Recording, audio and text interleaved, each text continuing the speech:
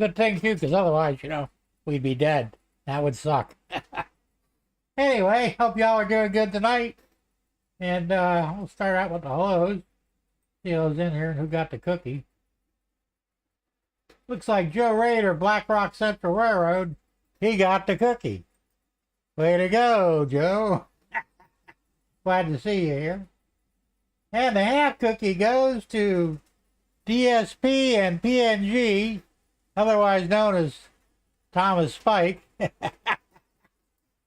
He gets the half cookie. Glad to see you in here, Thomas. Hope you're doing well. Let's see what else we got. We got Hot Dog Pilot Andy.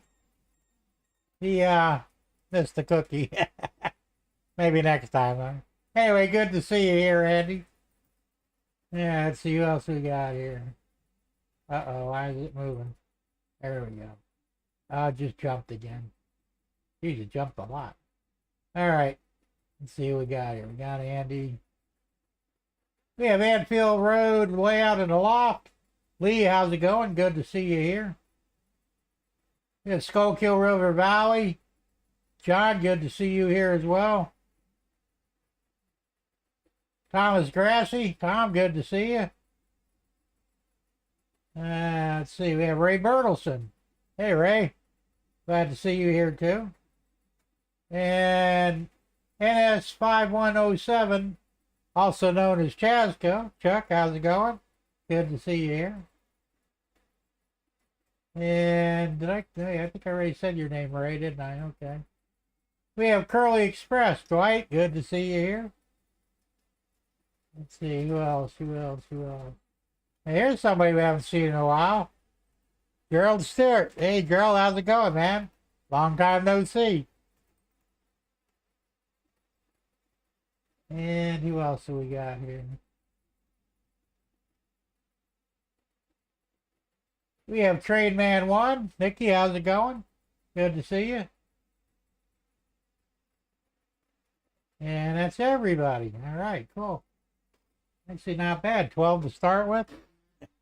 You guys make sure you hit that like button, because it's good for the algorithm or whatever the fuck the term is. I can never really fully remember. Anyway, I've got a few things done here, amazingly. I've been busy all week. Printing and printing and printing and a little bit of painting and assembling and all kinds of stuff that needs to be done.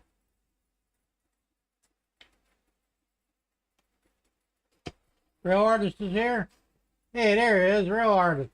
How's it going, man? Good to see you here. Tom Grassy says, Jim, new name for DSP and PNG. Let's call him Spike Man. That sounds good. We got to give him a name that he could stick with, Too many damn letters with all these DSP and PNG stuff. Nobody even knows what the hell that stands for. Thomas, you listening? We want to give you a new name. Spike Man. Kind of like a superhero, Anyway, guys. Let me show you something here. Okay, this one here. I cleaned all that up. I've reestablished my sugar refinery plant. It's a bigger area now. A little cleaner. I still got to put up the fence around the cars and the sign. I'll get to that probably in the middle of the week. The water tower's back in place. You'll notice that I did finish that. I don't know if I wrote up last week or not. I more or less finished the train station, the elevated train station. It's all lit up and everything. Let me see if I get a better shot of that. I think this one here. Don't need any music. Let me turn that off. Okay. Yeah, I've even got an Amtrak passenger car parked in there. Still not a very good picture, though. I should have took some external video. Maybe I'll do that for next week. But it came out pretty good. I got two long stairwells here. that worked out pretty good. Now the other one, which is this one here, I had to build this tunnel to bring the staircase out, because otherwise it'll land it right on top of the tracks, which of course would not be good for the passenger or the stairs either, for that matter. So I'm actually in the process of printing a second one for the other side of this. And see, it actually have to be even a little bit longer. This one is, I think it's 8 inches long, and the other one's 9.5 inches long. It was the only way I could do it to get the stairs out there. So, but it's coming along. It's all lit up too. Got people in there waiting. Like I said, this is a kind of a terrible picture.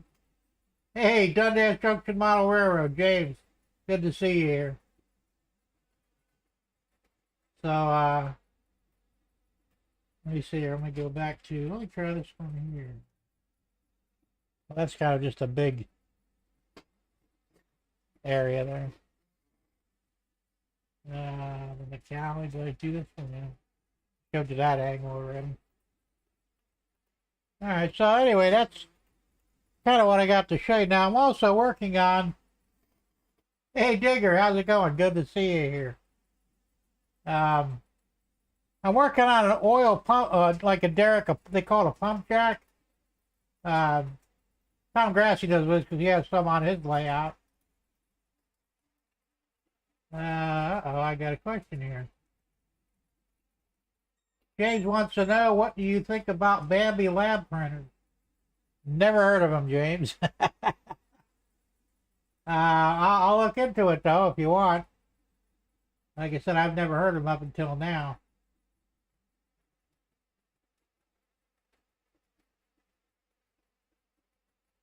That must be something fairly new out that, or just not popular enough to where it's made the mainstream news. I'll look into that, though. So anyway, I'm doing these pump jacks. I started on it already. This is part of it. I've still got other pieces that have to be glued together yet. Trailing arms, belt drive, got a little electric motor there. And these things are pretty cool, and of course, they're operational. Now here's the kicker, though. Now I bought 5 of these little motors. They're rated up to 12 volts. They have a gear reduction drive on this one's gear reduced to, I think it's 61 RPM, which is about right for that. And if I need to lower it, I can always resistor it or drop the voltage. Problem is, out of 5 of these, only one worked for about a minute. And then it quit. Now, I already contacted the company over in China. I don't know what they're going to do for me, but they're only $4 each. They're not a lot of money, but I actually got an extra one, so I have an extra. Doesn't matter because all 5 of them are junk. So I went on eBay and I found another company in China. Ordered 2 of them. They were significantly more expensive. They were almost $11 each. So I bought 2 of them. I'll have them here in about 3 weeks. Hopefully they'll work. If they do, I'll order 2 more for the month after, because I wanted to have 4 on the layout up on the second level. Of course, these have to still be painted and all that, but that's pretty cool. I actually tried to resin print them, and I had more problems with the resin than I did with the filament printer, so they seem to print better on the filament printer, so we'll go with that. Except for a couple of small parts.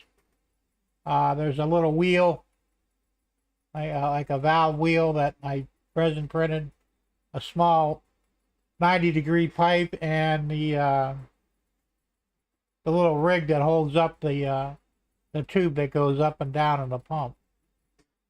Those printed out nice. But the rest of the stuff I had problems, like this here. This is the suspension arm, I think it's called. And it's warped on one side. So I'm printing a new, actually it's probably done already. It is. Let's see if it came out okay.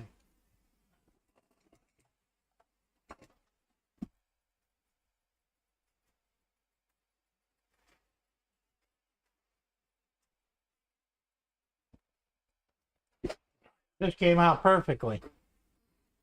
Now, and what happens is these arms, you can barely see, they slide right on each side of it.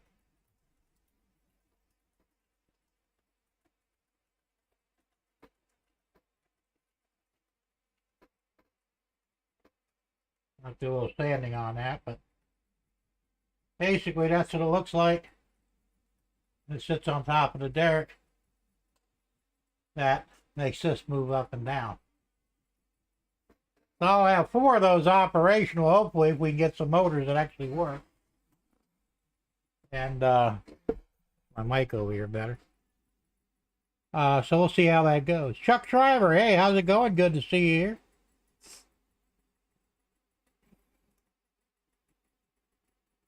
Let's see, what did I miss here?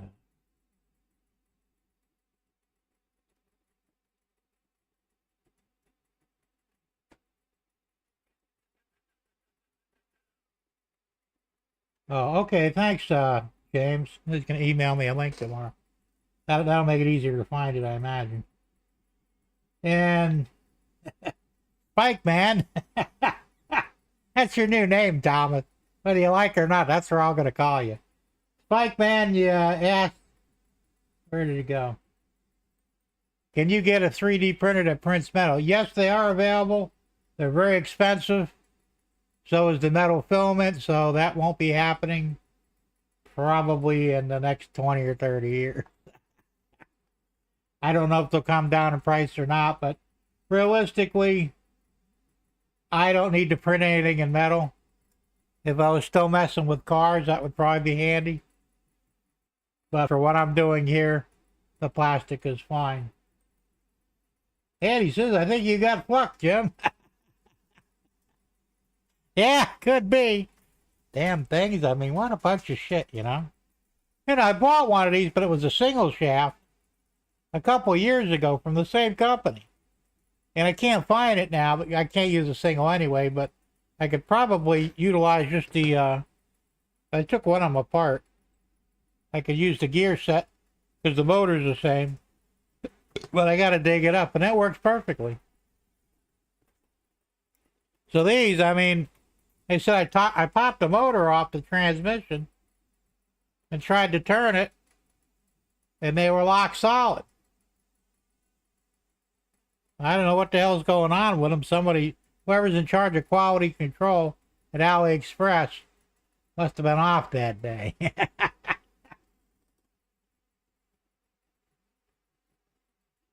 Dwight says John T uses that printer, and so does JD. Oh, the one that James was talking about? Okay.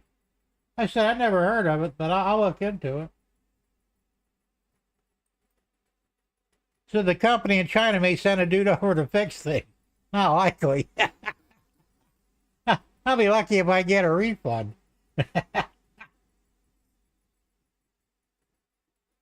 Damn, it jumped on me again. All right, here's the link. I can't click on the link here. It'll throw me out of the site, so. But I'll check that out later.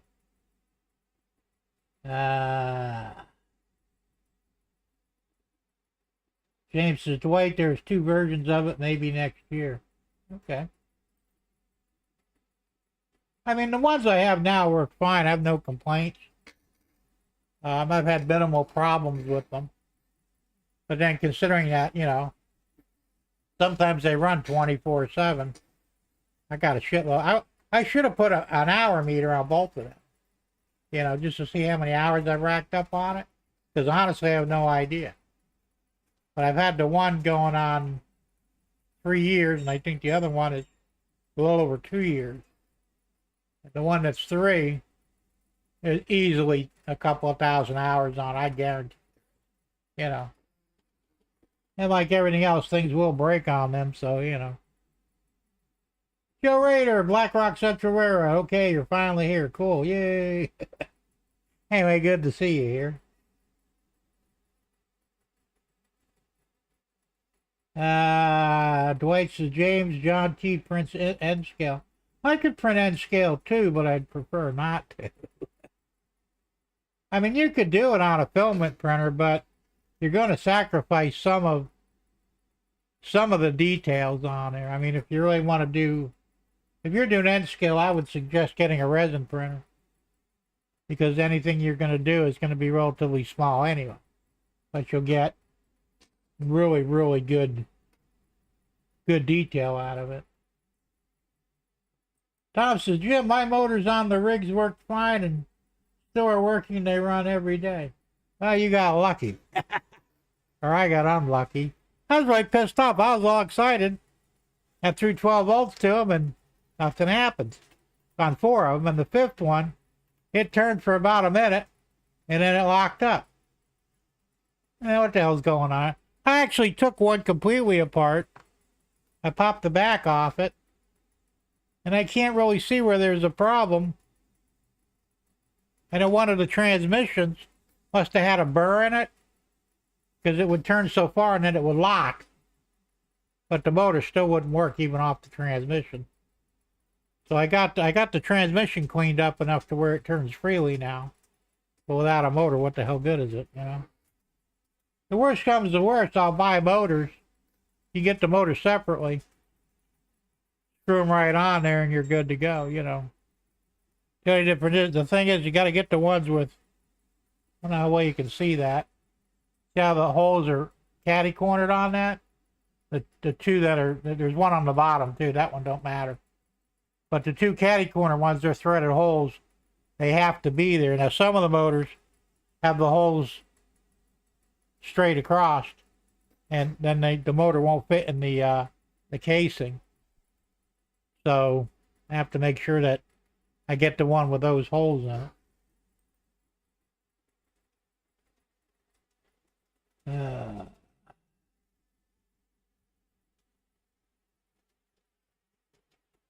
Uh-oh, I just missed something here. I wish this thing would jump like that. Damn it. Jumps a lot, too. All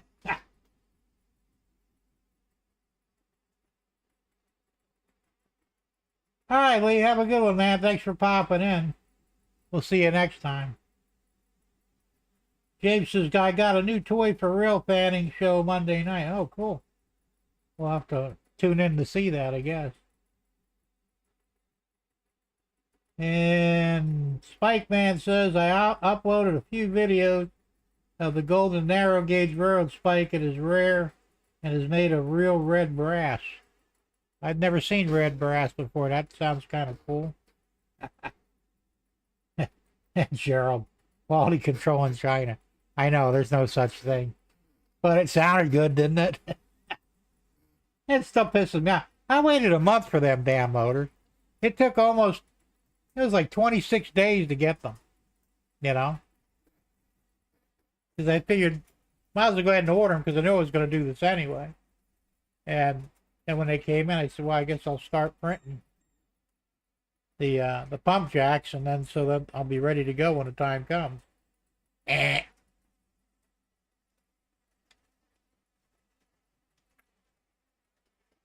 Guess that's what I get for thinking, right?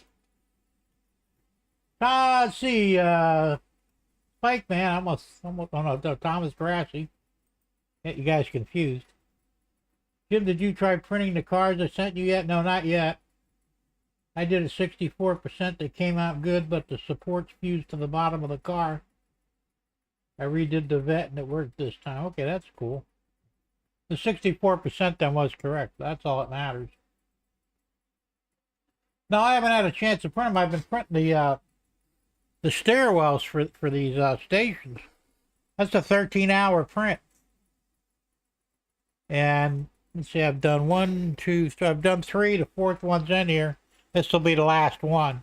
Then I can go back to doing other stuff. But yeah, it's tying up a lot of time on the printer. Hey, Crooked Dave, how's he going, man? Crooked River and Eastern Railroad. Good to see you here, Dave. Yeah, let's see. I'm a little behind. Yeah, I'm picking up your bad habits, Dave. Last week I was a little behind too. You know how that happened, but it did. Dwight says, how about that printer of Tammy that stopped working? They told her that is all the farther they last. I didn't hear about that, Dwight. She has a couple of printers. She's got a filament printer and a resin printer. Which one you referring to that quit on her?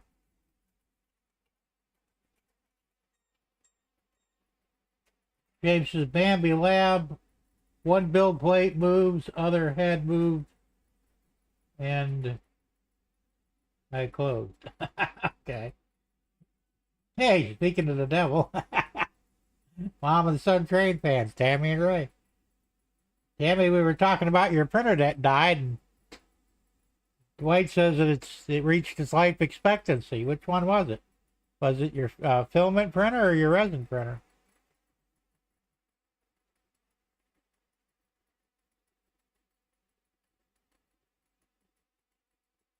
Hey, we us and company railroad. Les, how's it going?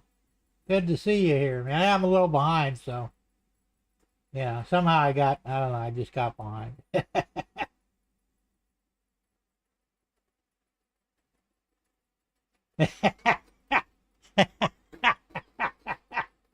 Bite me, Dave. Oh man, the resin printer. Okay, yeah, that's weird. But you know, doesn't really surprise me. I mean, it just seems like nothing nowadays lasts worth of shit. One of your resin. You have more than one resin printer, Tammy? Yeah, you're getting as bad as me. I got 2 resin printers, 2 filament printers. The Creality how it's been kind of acting up on me lately. I'm gonna have to redo the settings of the cure settings. It's not printing right sometimes. I mean, sometimes it works, sometimes it don't. The Anycubic Photon 2 works flawlessly. I better knock wood for the moment on that. But I don't know. It's kind of aggravating, actually, a little bit. That change is never behind. Yeah, that's because you're a man of few words, Jade. If you talk like me or Dave, well, we get behind. Because we just can't shut our mouths, you know. That's the way it goes. So anyway, that's what I've been doing 3D wise, and they said I've got to print up 3 more of these pump jacks. Just like I said, this one isn't finished. I just started on it. But I'm looking forward to having 4 of them operational up on the 2nd level. Of course we are. That's why we get behind.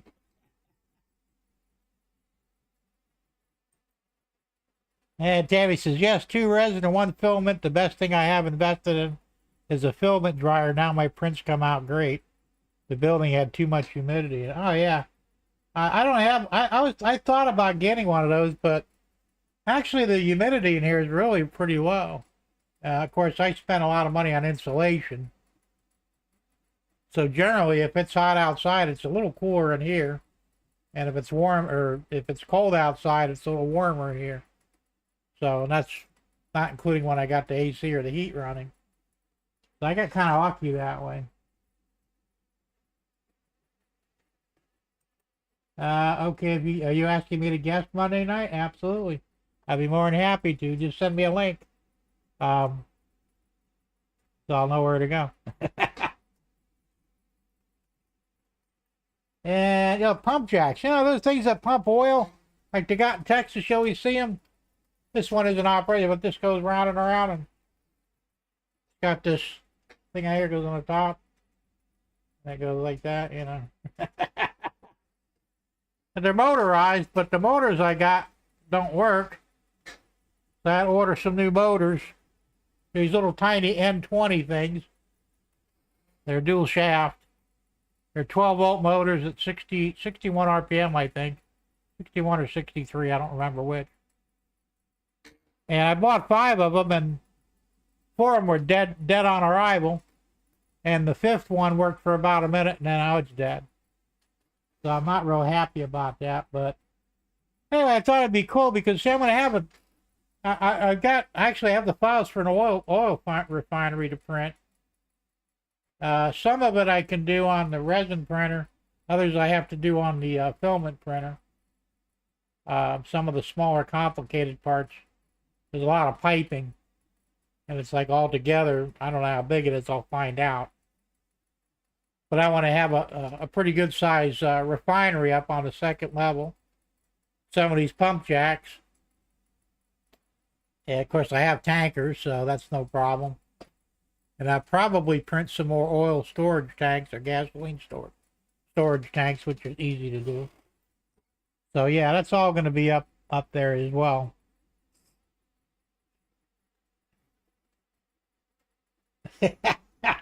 Yeah, I mean, I didn't know that's what they were called. You know, I mean, I saw Tom Grassi got them. He's got his same thing, I think.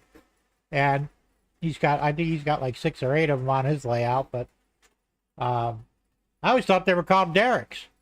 But the derrick is the thing that looks like a tower that the oil shoots straight out of. I don't know how that's any different. But these are called pump jacks, so I learned something new, you know. What the hell do I know anyway, right? Hey, Delmarva Real Fan. Hey, how's it going? Good to see you here. So yeah, that's what I've been kind of working on. Like I said, it's trying to get things organized. And for you latecomers, I did do this. I put my sugar refinery plant back up there. You can see it's all put back up. It's a little bigger now because I have more room to play with. The water tower is back in place and operational. And anything I got left to do on that is I've got to build the fence or put the fence back up around the cars for the parking lot and the sign. And then that area is done again. It was a big mess to clean out. I had to wind up repainting and everything. You know. James says there are some pump jacks about 2-hour drive from home. Oh yeah, I guess you have oil up there. I've never seen one up close. I've seen them on TV and stuff, you know. But they look cool. Yes, I did print that water tower. Matter of fact, I do sell them. I make them in both HO scale and O scale. It has a blinking red light on the top. And they come out really nice. I designed that. Actually, I designed it for Crooked Dave. He wanted one, and he gave me a picture, a real one. He says, "Can you make this?" And I'm going, "Probably." I couldn't find a file anywhere of that style. So I said, "Well, screw it. I'll just make my own." So I sat down. It took me a couple of days, and that's what I came up with for a design. And it came out really nice. I mean, it's got the ladder with the ladder cage on it. The railing around the top. So you can walk around there if you need to. It's pretty cool. Let's see. And it's locked up on me. There we go. Oh, you want the file, man. Come on, how am I supposed to make money if you guys just give you guys file? I'll look for it if I can. I'm sure I have it in HO scale. I'll send you the files. There's several parts that you have to. Everything is printed. Now on that one, I didn't print the ladder or the ladder cage, but I didn't have a resin printer at that time, and I couldn't filament print it. But you can either buy the ladder, which they're kind of expensive, or if you could print it on a resin printer. I don't have a file for that, but I could probably find you one.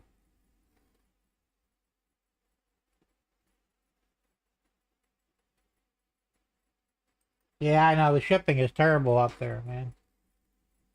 Like I said, I'll look for the file and I'll send it up to you.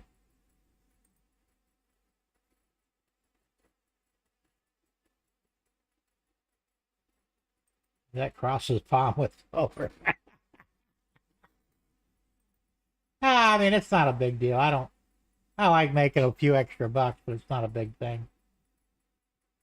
The no rush, don't have a printer yet. Are you going to get a printer then? You think about, well, I film and printed everything on that. Like I said, I did buy the ladder from one of the hobby shops. But now I can print my own ladder and cage, so.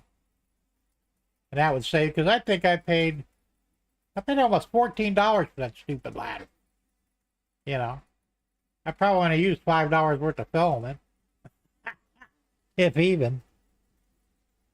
But, it does look nice, though. It's modern.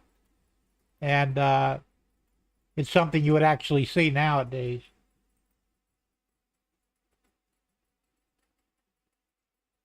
All right, John. Well, thanks for popping in, and we'll see you next time. And have a good weekend and a safe one. And we'll see you next time.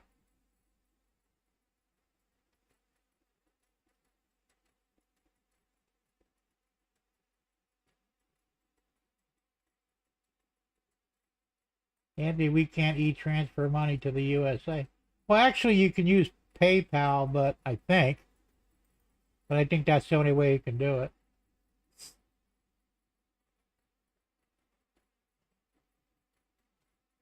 Because I know when I sold stuff to Les, he sent the money there through PayPal, and he's down in Australia. So, as far as I know, you could use it anywhere on the planet.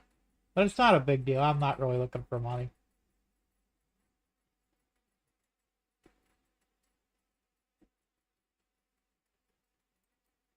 No, that was just the way I had it set up. And I change off every now and then. Sometimes I'll have them run both the same direction. Sometimes I'll do them opposite. And these trades are short this time too. Usually I run a longer concept. But I've been having problems with my my pumpkin. It's for some reason it doesn't like pulling too many trains anymore for some reason. I don't know why. I don't know what I'm going to do. I talked about this a little bit, I think last week. I'm kind of soured on scaled trains right now because there are problems they have with their trucks. The problem with their trucks is they're not like, well, for example, I don't know if you can see it or not on the, oops, let me change the cameras here.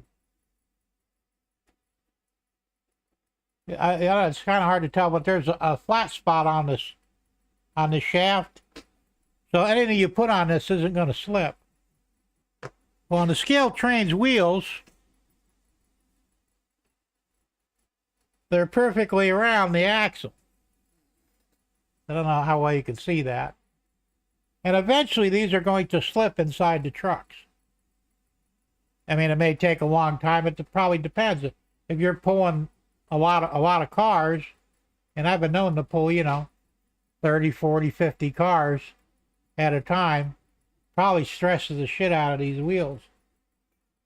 So the biggest issue I have with the scale trains is they're great local otherwise, but you can see that the trucks, well, there's no screws on the bottom. Now, most trains like Athearn or Atlas or Bachmann, they'll have a couple of screws down here. You take the screws off, the plate comes off. You can lubricate the gears or change wheels or replace gears or whatever you got to do. With this, you can't do it. Now, what happened with this is I think I had bearing failure, and one of the wheels actually melted out of the truck.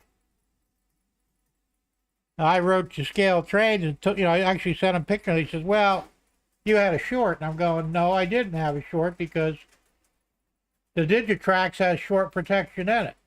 The minute it detects a short, it shuts power to the tracks.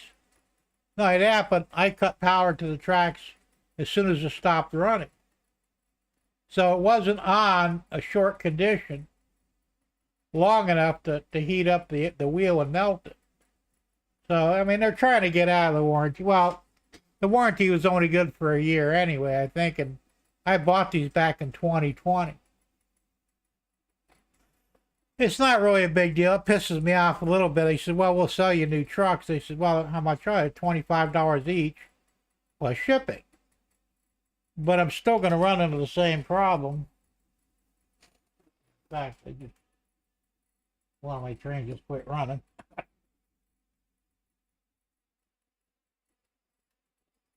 Let's hit a dead spot in the track and shut it down. I'm going to run into the same problem. Like I said, I'm having other issues. I have mostly scale trains locomotives. You know, the pumpkins are rivet counters. I've got two of them, the ES44s. I gave some damn good money for them, you know. I've had some decoder problems with the one. Nothing serious, but a nuisance nevertheless. So I'm thinking I'm probably not going to buy any more of them until or unless they redesign their trucks to where they're serviceable. I mean, for me, that's kind of it's a no-brainer, you know. What good is it if you can't serve? You know, they tell you should lubricate these things like every 10 hours or so. Well, how the hell do you do it when you got to tear the whole damn thing apart to open up the truck to lube it? You know, there's no lube ports or anything like that. And trust me, well, you can ask Crooked Dave, these things are a son of a bitch to get the trucks apart of, you know. It's a poor design, you know. Other than that, I love the trains themselves. I mean, the way they build them is nice. It's a what? This was an undecorated SD45 that I bought, and I painted it my Millennium County colors of yellow and black. So I don't know what the hell I'm going to do. I'm going to maybe look at possibly seeing if I can fit another truck on there from a different company. It's probably possible. I just got to look into it. I may have to buy one or two to see if it'll actually work. But I'd rather do that than just, you know, spending. I mean, and it damaged the back truck too. That's what I'm saying. One of the wheels is a little off on it. It's a little warped. It's hard to tell. It's only out by maybe 1/4 of a millimeter. It got hot too, so it's bullshit, you know. And when I went to go get the train, it wasn't derailed. So how did it short? That's what I'm saying. I've never had that problem before. I know it was running slower than usual. You know, usually I can run these things at speed step 30, 35, and they go along fairly decent. I had this thing up to speed step 80, and it was barely moving. You know, so I'm guessing that more than likely, you know, bearing failure. It is what it is. Let's see now before I get too damn far behind here. James says, wait till I get a printer. Okay, no problem.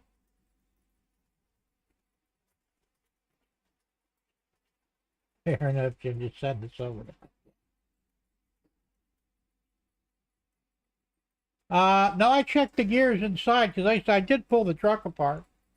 And I had to practically destroy it because the side covers are very hard to get off. They have a little release pin inside there, and I said, well, the truck is junk anyway, so I went and clipped them off, you know. Took it apart. Matter of fact, I got all the gears here, and the gears are fine. Some of them are kind of dry. Look like they put Vaseline on them. Not what I would use for a lubricant, but, you know. So I don't know, like I said, I'm one of them guys where, you know what, I will play with something, or I'll purchase something, I'll use it, and if it's working great, I'll praise it, but the minute it fucks up, well, then we got a problem. And generally, I won't buy that product again because, you know what the definition of insanity is, right? Doing the same thing over and over again, expecting a different result. And I said I've got five scale trains locos here. And the SD40 so far I haven't had a problem with. You know, but I haven't got that much time on them either. For the ES44s, I was consisting the two and pulling, 20, 30 cars behind it, which was really no effort at all. I didn't think. Maybe it was. I don't know. So, hey, Todd Armstrong, how's it going, Todd? Good to see you here, man.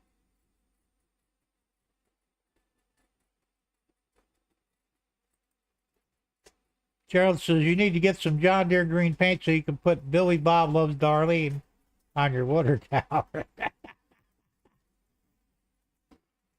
Yeah, I'm sure I'll put up a couple more of them before I'm through.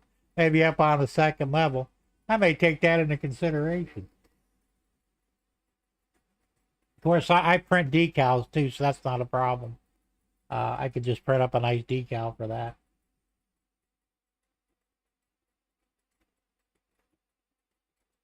That's not bad, Jim. I'd buy a few of them. Okay. Well, said, let me know. Yeah, it's very frustrating, Dave. Like I said, I got almost $1,000 worth of locos here, man. 200 and change each. I think when I bought them, as I said, I bought most of them in 2020. I think I bought a couple in 2019 actually, but I think the SD40 SD40-2s, they're not rivet counters. They're the cheaper version, but they were still, I think, $170 some each. DCC and sound. And like I said, the ES44s, they were $2 something.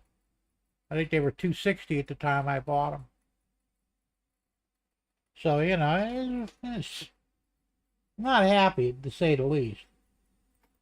But it is what it is. So I was looking at the Athearns the other day. I like the way they're built. They're actually a little cheaper than scale trains. While the bottom line is they have a top line that's a little bit more than scale trains. They're like $315 for an ES44, for example. That's a lot of damn money. But I was thinking about just getting DCC ready ones and putting my own decoders in. Because, Scale Trains has the ESU decoder, which they're not bad. But they're not great either, I'd rather still rather have the Tsunami 2s.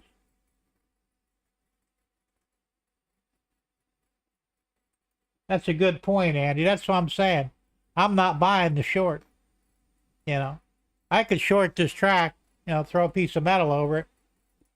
Boom, instantaneously it shuts it down. It's got short protection within the controller, the power box, whatever it's called. So I've never had a problem with that before. So I'm thinking, yeah, it was something wrong with the loco, but I mean, they don't want to lose money either, so I kind of get the point. But if they had sent me new trucks for free, I might not have made a stink over it, but but like I said, the bottom line is I'm probably gonna have the same problem,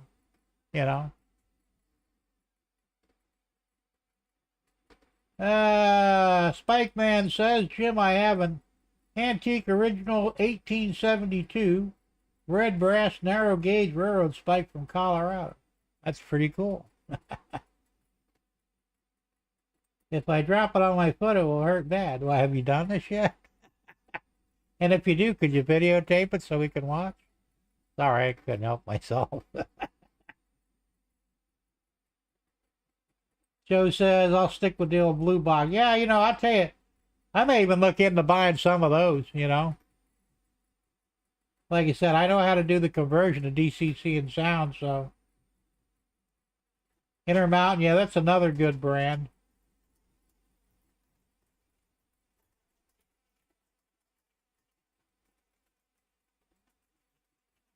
All right, that's a good point, too. Now, I had 2 locos on the track, and the other one is fine. as I'm saying, I'm not buying it, you know. I'm just not. But I didn't really expect much from them. They probably, you know, the thing is, I bought that thing in 2020. Okay, I didn't have trains running on my layout till 21, late 21, and I don't generally have that one on the track. It doesn't have many hours on it, you know. Like I said, I like my pumpkins, and I prefer them on the track. But you know, like I said, I've had some issues with the pumpkins too, so I don't know. Either way, none of them are within warranty right now because they're all, you know, minimum 3 years old. Hey, Floyd Robbins, how's it good? How's it going? Good to see you here.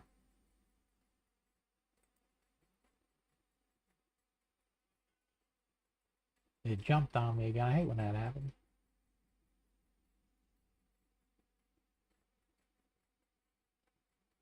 Just as most of the Black Rock Central locos are blue box.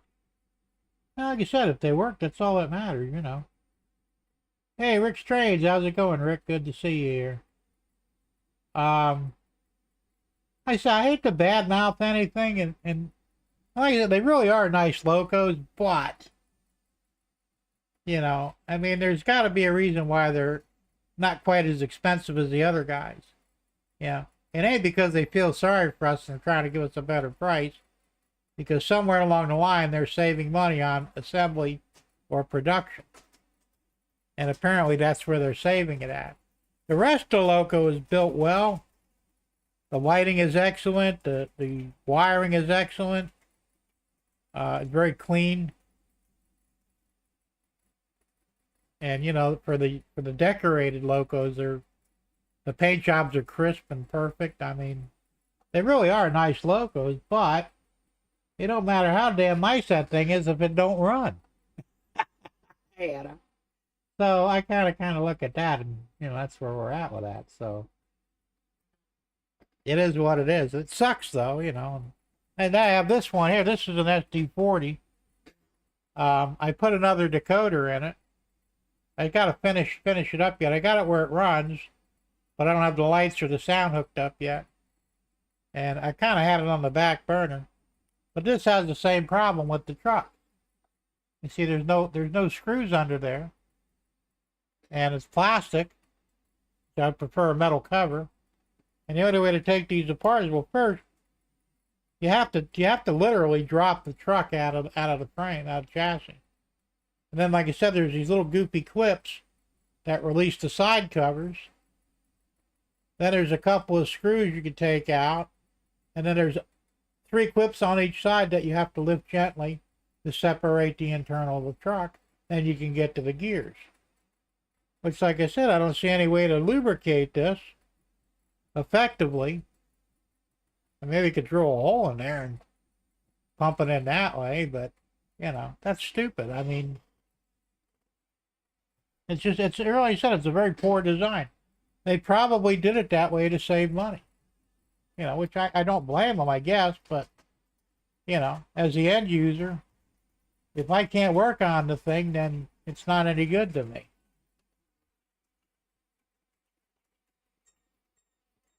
Let's see. Don't put it on the back burner, you'll burn the wheel. Ah, it's a dead burner.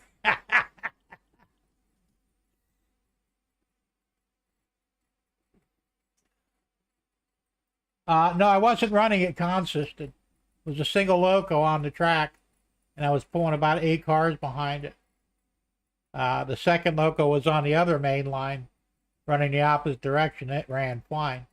Matter of fact, it never stopped running. Just that one did.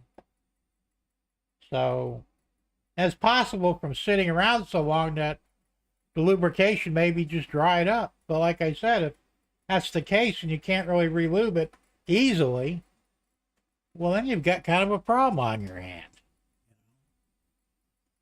So, you know, I mean, as much as I run the train, well, you guys know how it is. If you run your trains every day, you're probably looking at maybe every month or two having to relubricate your trucks and all the gears and stuff. Motor bearings, the whole 9 yards. Which only takes a minute to do. You know, like I said, You pop the shell off to do the motor, the bearings near the motor if necessary. And really, you shouldn't have to do those anytime soon. And then the trucks, like I said, you got the plate that comes off the bottom. Drop the plate, get your lube in there, put the plate back on, 2 screws back in, and you're ready to rock and roll. I can't see any reason why they wouldn't make it that way. So, yeah, I don't know. Yeah, you might be onto something there, Chuck. And unfortunately, there's a lot of truth to that, you know. And who knows? I mean, like I said, I don't want to badmouth the company. I like their locos, you know, their cars and everything. I bought tankers from them and gondolas and what else did I get? Gondola and box cars. And they're all really good quality, you know, pieces of equipment. But the locos, like I said, that's my only problem with them is the trucks.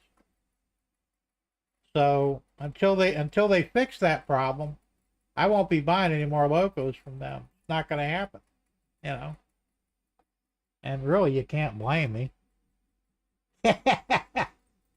Rapid unscheduled disassembly. Other word, boom. Only NASA could come up with that, you know. When they blew up the first one, or no, what NASA, it was Musk. One of the SpaceX rocket that exploded. The Starship 1 or whatever the fuck it is. And you know, up there, boom. Oh yeah, we wanted it to do that. No, you didn't.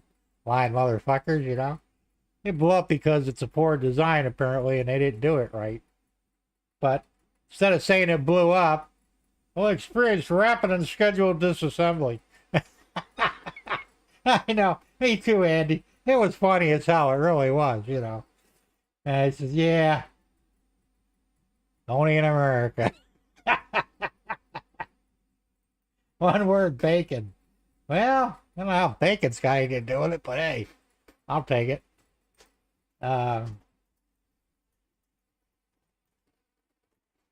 Jim, are you sure the digitrack circuit breaker on the command station protects the track or just the command station?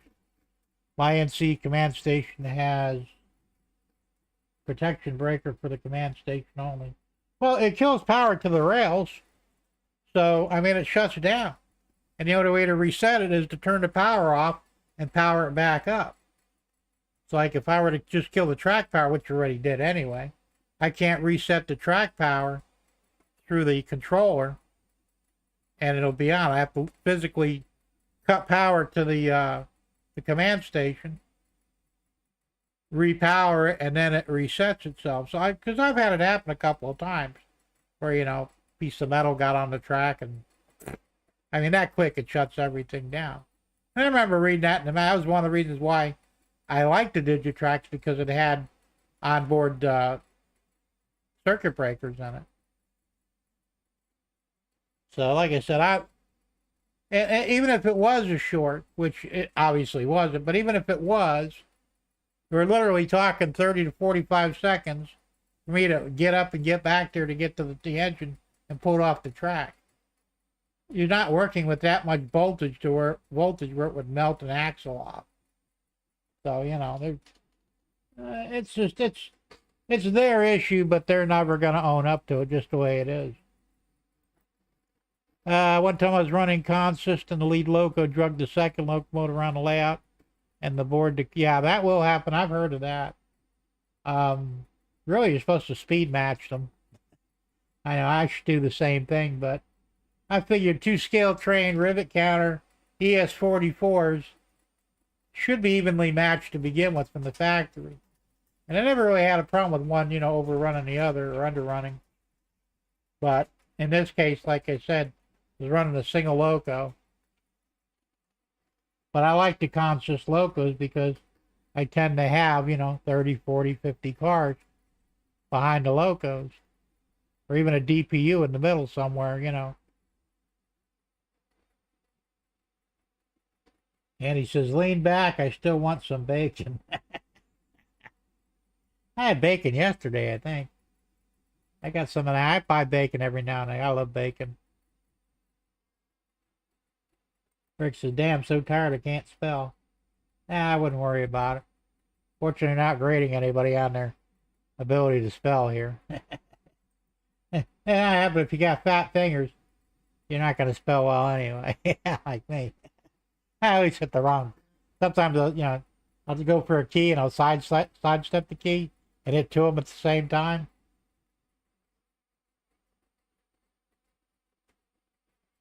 Rick said the second train went dead. That's why it got. Oh, yeah, okay. Yeah, I guess that would. Well, I don't know. I guess that would be kind of difficult to tell. That just means that the one that was running had a good pulling power on it to pull a dead train around. I mean, think about it, And he says, I have to fight off Muttley when the bacon comes out.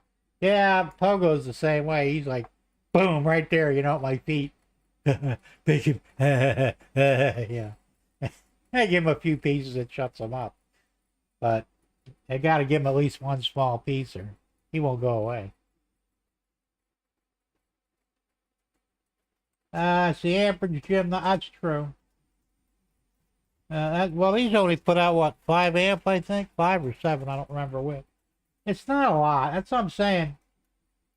If the train derailed, which it didn't, and it created a short that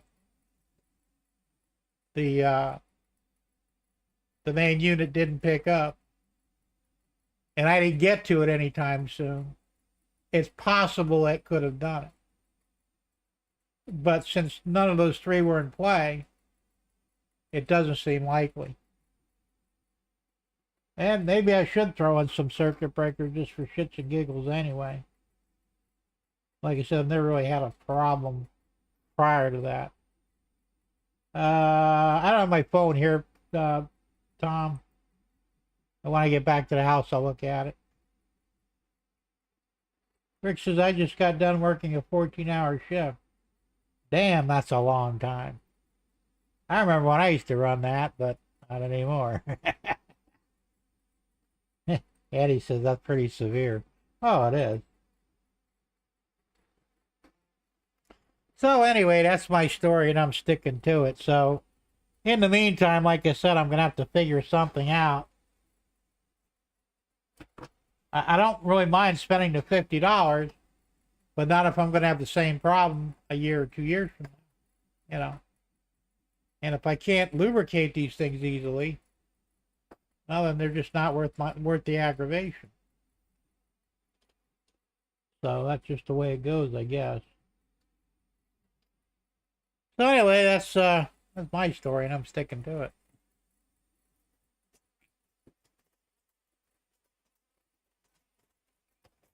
Yeah, trains running here. You can't even see them. There we go. I can see them a little bit.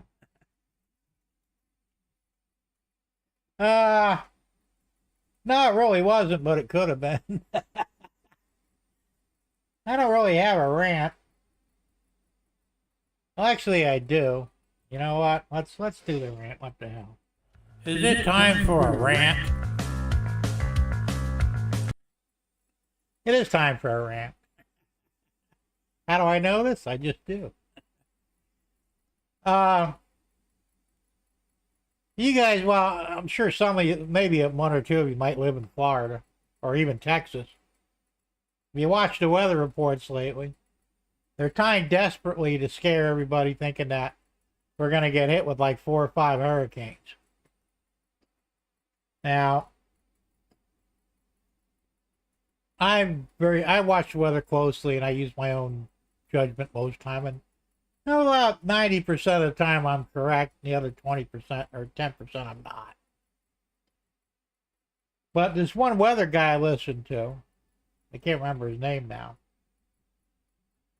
he seems to be right on target with these weather predictions. And he's saying, well, that one's not going to be anything. Those 2 won't be anything to worry about.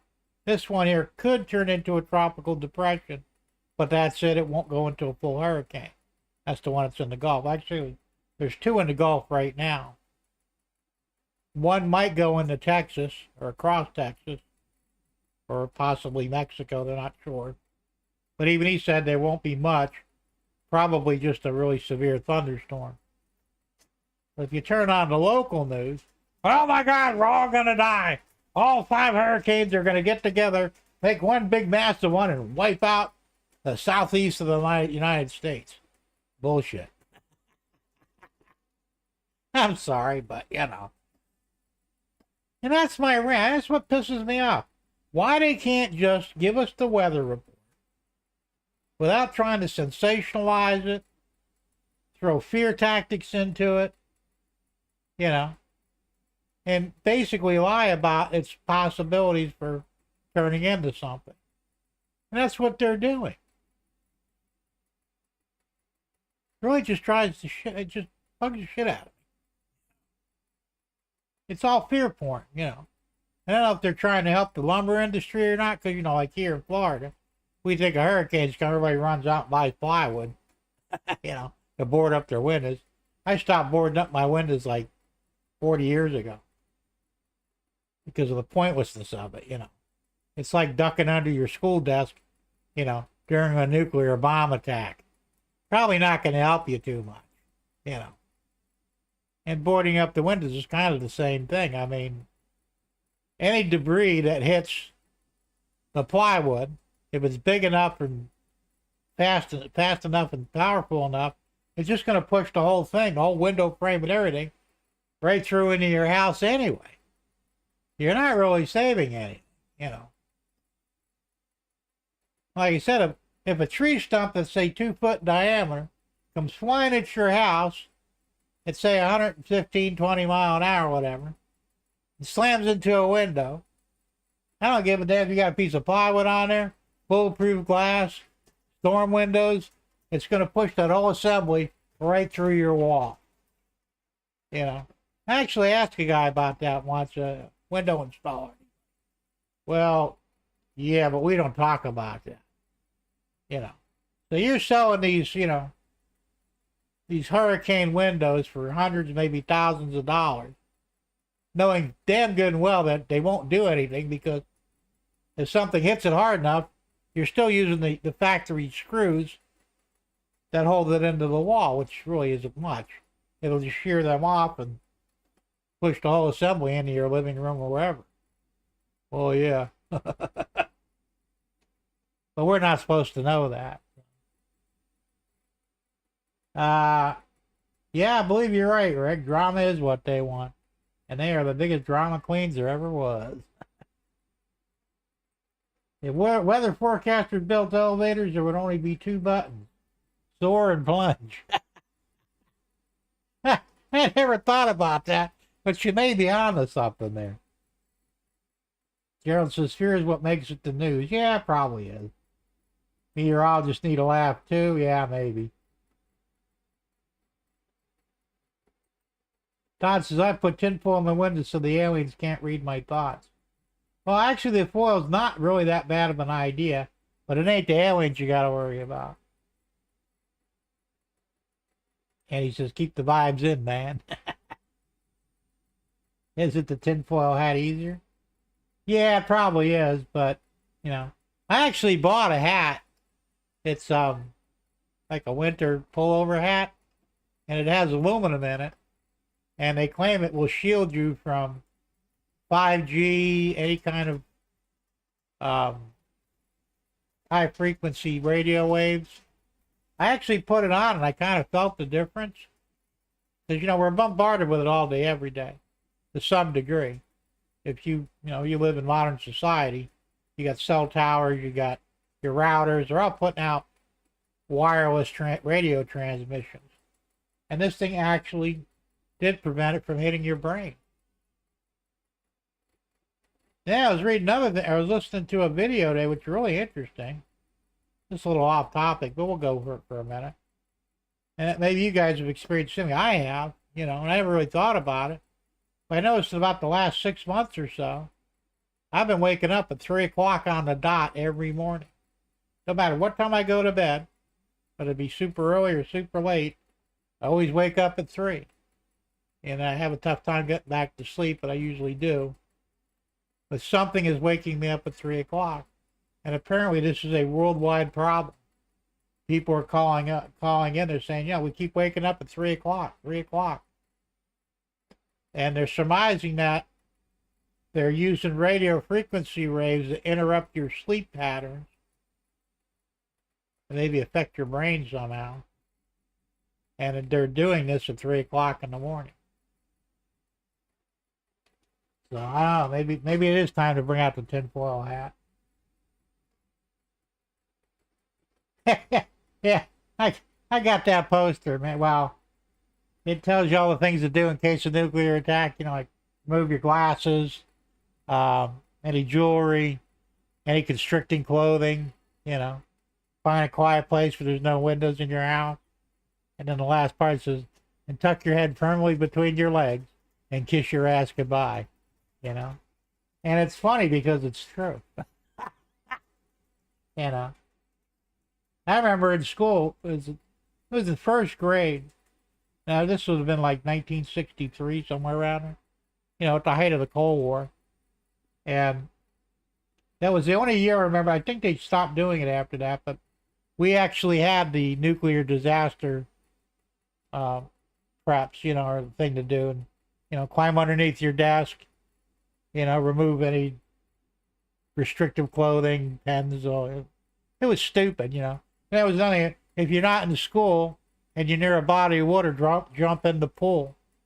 Yeah, so you can get boiled to death, right? I mean, it was so stupid, I mean, we were kids, we didn't know any better. But it was like really just like, no, you're not going to live through that. You're not.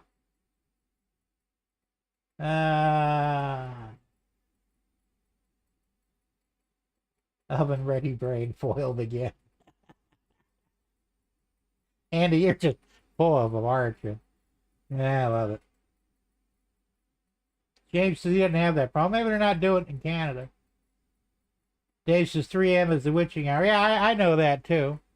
I've always known that, but I've never really attributed it to the witching hour. James says, I will be toast in 8 years. Gerald says 3 a.m. is the witching hour too.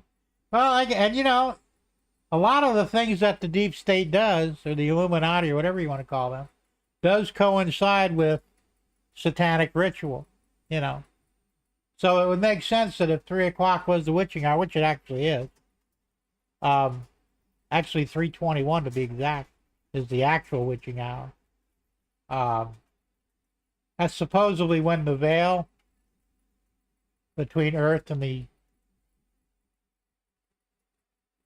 other world or whatever is at its thinnest. I don't know. Like I said, you get in weird stuff. Dave says that explains my dog. Yeah, my dog wakes up too. That's what I'm saying. All of us do. Dave, my wife, same thing. She'll wake up. What the hell, It's strange. Todd says, James, you've got another 28 years before you leave me close to toast. Maybe French toast. That's funny.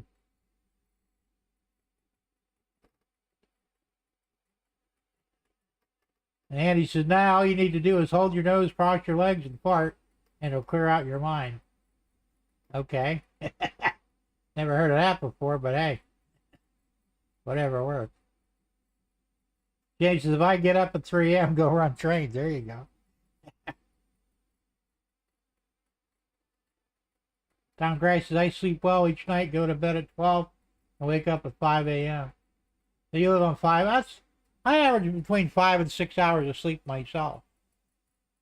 I generally go to bed 12, 12:30, and lately I've been waking up at 7, 7:30. I'd rather sleep in, but it's not happening. Raymond Anthony, 127, just got here. Good to see you, Raymond.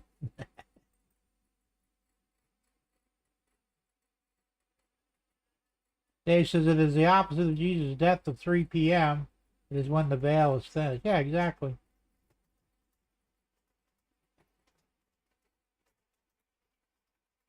Floyd said he's sorry he missed the morning brew. You can always watch the replay.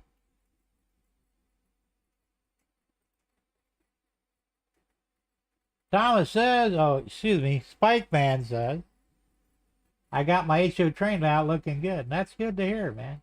Do some videos. James says 7. Damn it, this thing keeps jumping on me. 7 a.m. I'm up. There you go. And Jesse and Oklahoma Railroad. Hey, Jesse. Good to see you here, man. And Zoe. Hey, Zoe. How's it going? Zerudo Eastern Real Fan Productions. It's Zoe.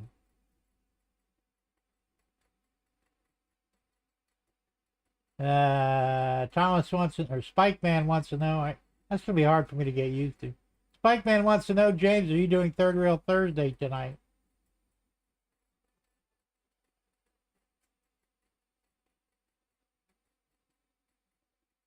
So, anyway, let's get back in the trains here. We've done enough of this other weird shit.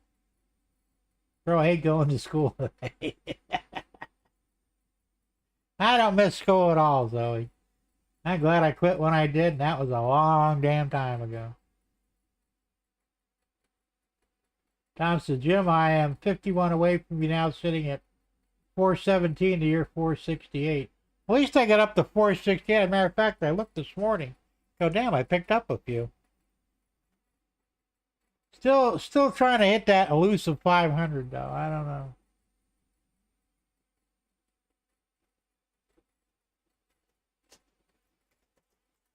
Jesse said, hi, guys. Had a busy day. My channel is growing. Well, that's good. I'm subbed to every one of you guys, I think. If I'm not, let me know, and I will sub to you. James says, I'm sitting at 809. Well, damn, James. You're doing good. Better than I am, anyway. Zoe says, good thing I have 2 more years of this bullshit. Yeah, well, it sucks, but, you know, it is what it is. I said, I don't miss school at all.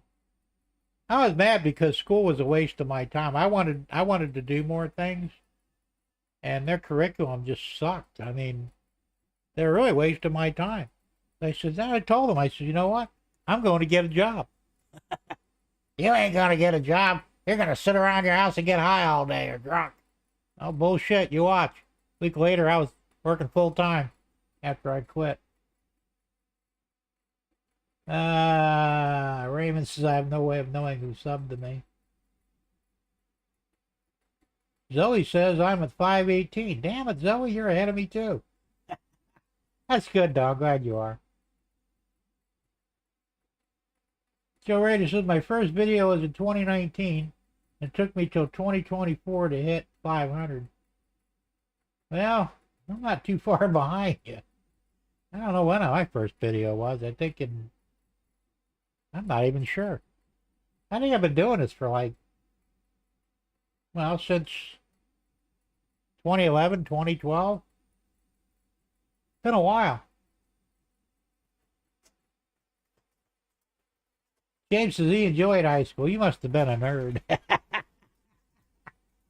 Nerds were the only ones that liked high school. I enjoyed school till I got into high school, actually. I was not happy with high school at all. Middle school I was okay with. Elementary school I had a good time, but because I was learning things, you know. And in high school it was just like, high school, I don't know about up in Canada, but down here, it's basically a review of everything you did from first grade till 8th grade, you know. I mean, there was higher courses. I took them. We had up to phase 5 classes. I was taking phase 5 math, trigonometry, geometry, algebra. I wasn't acing any of it, but I was barely passing it. It was a challenge, but that was like the only thing in school that was a challenge to me. History was already my favorite subject. I knew as much as I was ever going to know. And geology, geometry, whatever, geology. I know where everything was. Spelling, I already had a college level in spelling and English. So it really was. It was just a waste of my time. Rick says the real hell begins when you have to work 39 years. Well, it could. Unless you get lucky and you find a job you really like, you know. It just jumped on me again, damn it. Gerald says, I just built 3 AccuRail boxcars this afternoon. Damn. Nice. Good. Good for you. Zoe said her first Reddit video was around the same time as Joe Rader's. She said she started her channel in 2022.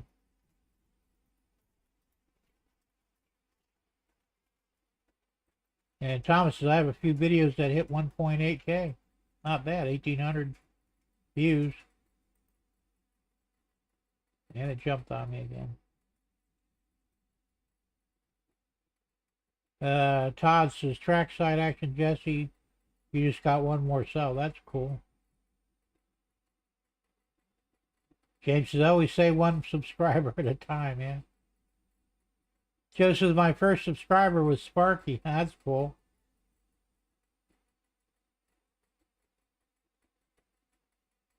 And Floyd says, Raymond A, I just subbed to you. That's cool. Yeah, I appreciate that, guys. Sub to everybody that you're not subbed to and help build everybody up.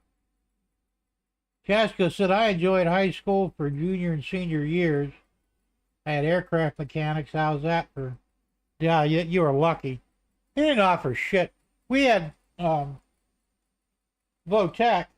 vocational school, which I could have got into in the 10th grade, but I wanted to do auto mechanics because that was the only thing that really interested me at the time, and they were filled up, and they said, well, it's a 2-year wait to get in. I said, in 2 years I'll have graduated high school. What would be the point? I said, you can't throw an extra chair in there for me? Oh, no, we can't do that. Well, screw you then. I quit. And I did, And like I said, I was already basically had most of the knowledge I needed for general mechanics anyway, so I mean, I would have went if they had let me. I would have done that full time instead of going to any school at all, which that was on the table. But they said, well, why don't you do bricklaying or what the hell do I want to do? Who the hell wants to be a bricklayer? I just shit, my back will be broken down before I hit 40 years old. I already know how to do that anyway.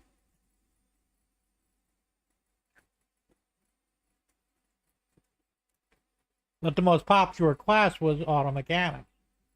And you'd think, knowing that, they would have had more room available.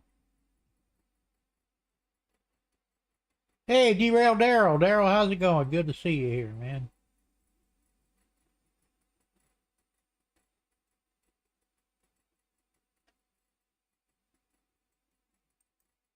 Spike Man says it's all bullshit. Well, in a way it is. One of the biggest things, I knew how to do a lot of these things because, well, we were brought up differently. My mother, I knew how to cook, clean, sew, do any chore in the house like I was capable of doing. My dad taught me how to repair plumbing and electrical, and I had, the jack of all trades, really. But one of the other things that I learned how to do is, I said my mother was a real stickler. She wanted me to learn things that I would actually use throughout my life, like balancing a checkbook. I knew how to do that stuff. I knew how to apply for a car loan or even a mortgage, And when I got in front of the school board, I said, look, you're not teaching these kids anything. It don't matter how much you know about history or how good of a mathematician you are. If you can't balance your checkbook or write a check or properly apply for a car loan or a mortgage, you're an idiot, Why aren't you teaching that stuff in high school? Well, it's not in our curriculum. Well, then you're stupid. And that's why I'm quitting.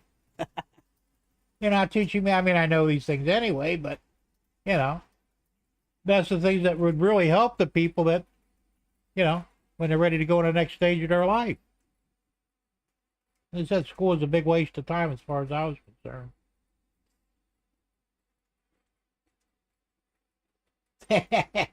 Not me, Dave. No N scale here. Fat fingers, man. Ain't happening. I mean, I do have my Opti visors. But no N scale for this guy. But maybe some other end skillers out there that might appreciate that.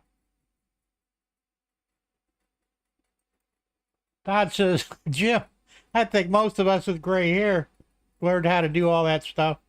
But that was back in the day when you could fix things.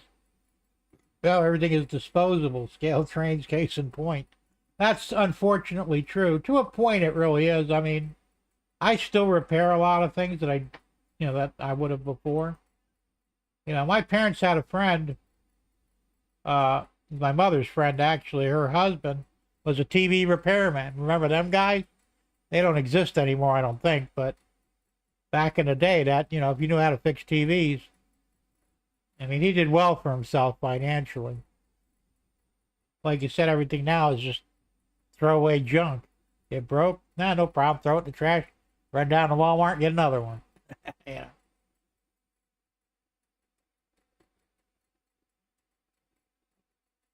Mickey says, Dave, I think Mystic is always looking for N-scale stuff. And it could be. Quarter moon, half moon, full moon, harvest moon, and blue moon. That's 5.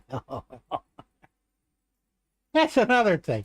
When I was growing up, we had the phases of the moon, and that was it.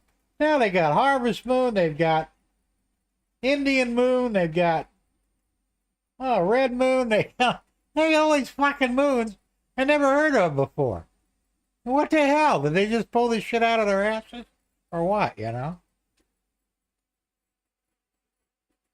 I mean, I remember the blue moon. That was the saying back then, once in a blue moon. Never actually seen one until recently.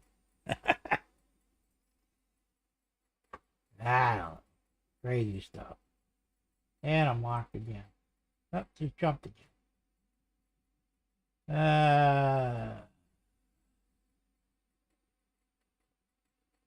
School is no fun, but you need a good education to get a good job. I would actually argue that with you. There's some truth to it, Floyd. But nowadays, they're not even hiring people that are qualified. You've heard of DEI hires, right? Any dumbass that comes in can get a job now, whether they're qualified or not. And that's why you're seeing such poor quality merchandise and businesses collapsing left and right because they're putting idiots in charge of it. I mean, there was a time when that really was true. Of course, I never got my diploma. I never got GED or anything. And, I went to work for myself. I opened up a few of my own businesses, but, I was making anywhere from, 60 to 100,000 a year. Not bad for a high school dropout, Like I said, things were different then. Like I said, when I was 15, that would have been what, 1976, 75, somewhere around there? I don't remember the year. I could walk into a mechanic shop and get a job as a mechanic. He said, you any good? Yeah, I know what I'm doing. Okay, we'll give you a shot. Today, you can't do that. They won't even let you do it at 15. You got to be 18 to be able to get around heavy machinery or certain machinery that could be dangerous. I mean, they really ruined the whole fucking workforce, and it's not right. But I've always felt that, if a man's good at what he does, I'll hire him, I'll give you a chance. I don't give a damn what paper you got to hang on. A paper don't mean nothing to me. I know a lot of, highly educated people that are dumber than a box of rocks. So, knowing that, I don't put much stock in education. Just me, I guess. James says, I fixed black and white. I did a little bit of that too, James. They were easy, but I learned the hard way when I was about 13. The high voltage tripler will hold voltage for years. Not fun. I got hit with it once, only once. And I got that, I drug it out of the dump, the city dump. We used to go clean out my dad's paint truck. And I'd go around, scavenging crap, anything I thought I could play with or maybe fix. And that was my first experience with the high voltage tripler in a tube type TV. Yep, lots of fun. Daryl says, my dad fixed TVs late. Threw a brick at the screen. That's one way to do it. Oh, yeah, you got the blood moon, too. I forgot about that. Yeah, they got all kinds of moons now, you know. It's ridiculous.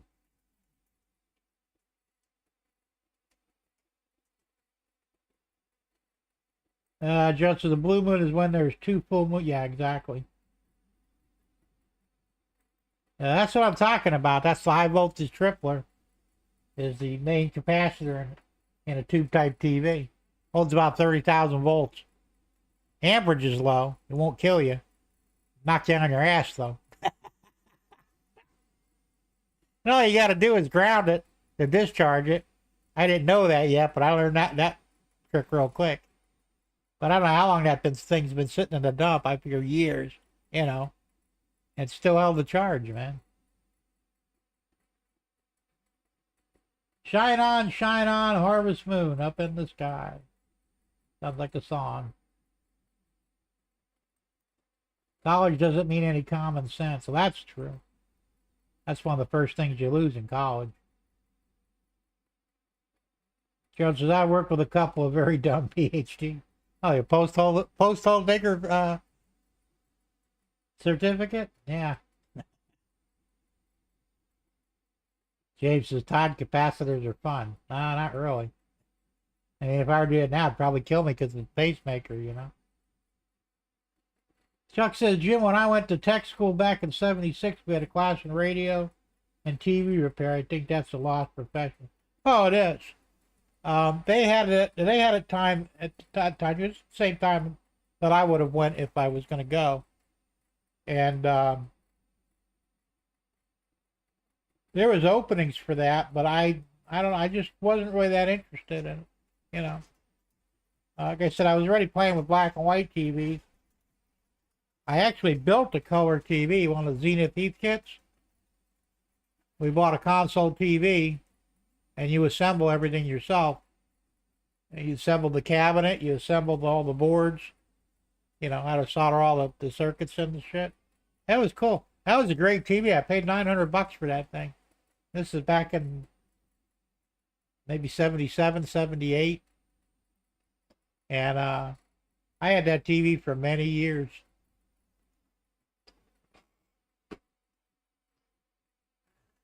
But like I said, I really, you know, I fooled around with some electronics, but I got into computers for early too. And like I said, I don't really think, I mean, that was a whole separate deal, computers. And there really wasn't anything I could afford at that time for, you know, computer tech, so. Especially the flux variety, yeah.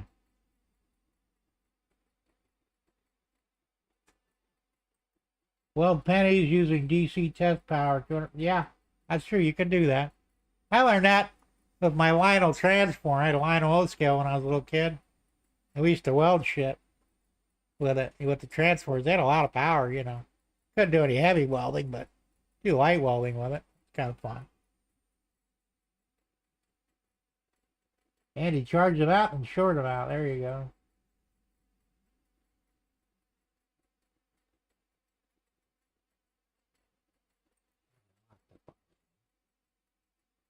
The flyback transformer, 37,000 volt. There you go. Yeah, it's a lot of damn voltage.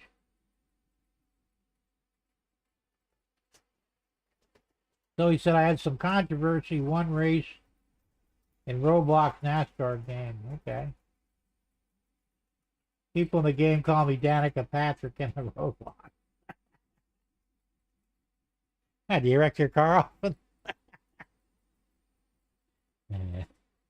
I don't know, I saw Danica drive. I mean, I thought she was pretty good, you know, considering. You don't see many women that get involved in that stuff, but, you know, and they probably strive to sabotage her a lot anyway, you know. I can see where some of the guys might, you know, we can't have the woman showing us up.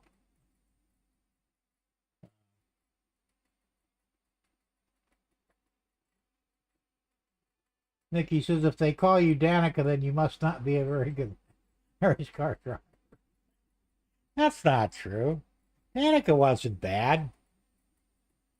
I mean, she wasn't great, but she wasn't bad.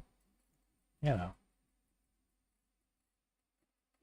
I mean, she wasn't a Richard Petty or, you know, one of them guys, but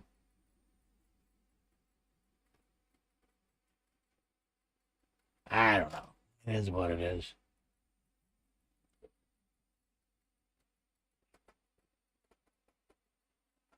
So I don't know what I'm going to do next week, or this coming week, I should say. Probably more cleanup on the layout, get stuff sorted out, and maybe try and put stuff back together the way it's supposed to be. And I've got to do some lighting along this wall. All those buildings have to be lit up, and that's going to be a massive job. I mean, setting the lights up will be easy. Plugging them in underneath the bench, that's going to be the pain in the ass. I have to pay my wife to do it. I don't know. I can see if I can get under there, and I can get down on the floor easy enough. It's getting back up that's the problem. Yes, Danica was better looking than the other drivers, no doubt about that. And the people in the game are driving. Well, of course they are. They're probably snowflakes.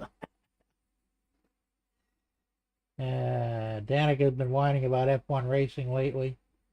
Claims they're preferencing the British drivers over Verstappen. I think she just got the hots for the Dutch driver. Maybe. Floyd said she was much better in the Indy cars than in NASCAR. That's not surprising, really. It's a different, it's a different form of racing, so. Mickey says Danica was nothing but an advertising tool. That's possible, too. Like I said, I could see where they might have an issue with a woman. Well, what was that one woman who used to drag race? I can't remember her name now. She was actually pretty good, and then she got in that bad wreck, and I think she retired after that, but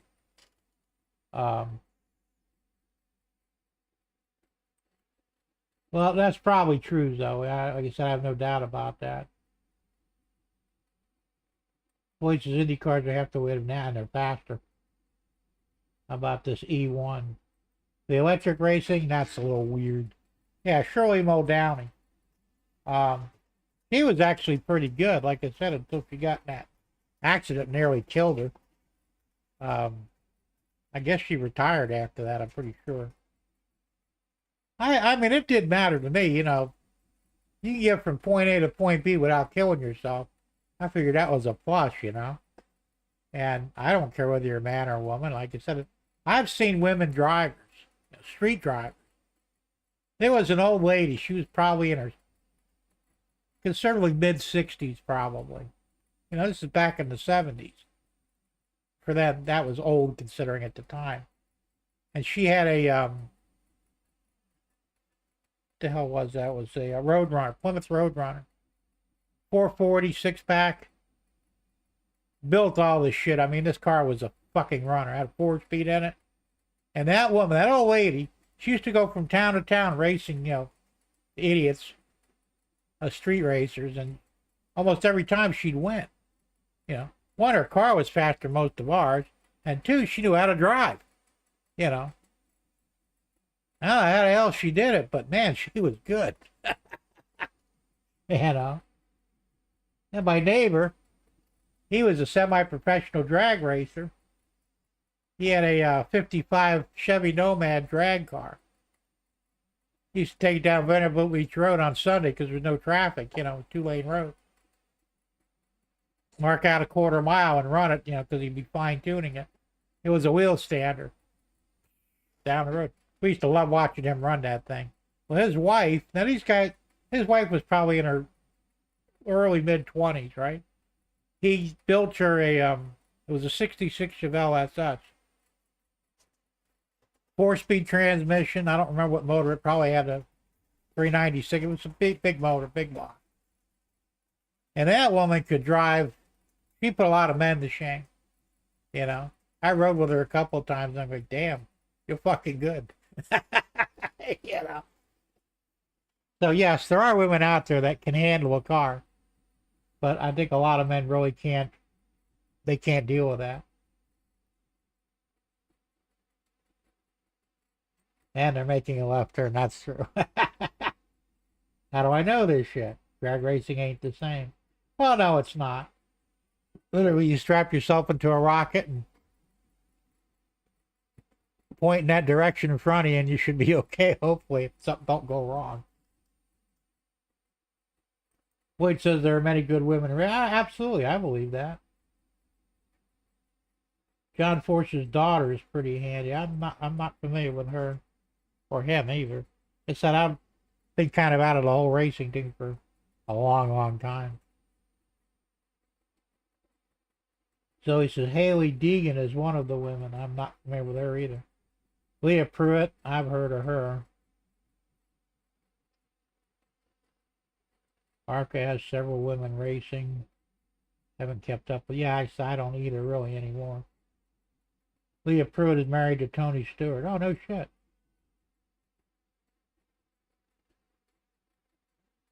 Tom Grass said, Jim, not the old ladies I see should all have their licenses taken away once they took over 15 minutes and back into a driveway off the street. Had traffic backed up on both sides, 20 and 30 cars. Well, yeah, there's some people that shouldn't drive. I know a few men like that, believe it or not. You know, how the hell did they get their driver's license? Obviously out of a Cracker Jack box. Remember that saying? Yeah, I mean, no, there's some people that can't drive, and there's other people that, you know, are fairly good at it. And I haven't lost my touch yet. I mean, you know, I know my reflexes aren't quite as good as they used to be, but they're still pretty fast considering. So as long as I have good reflexes, I'll continue to drive.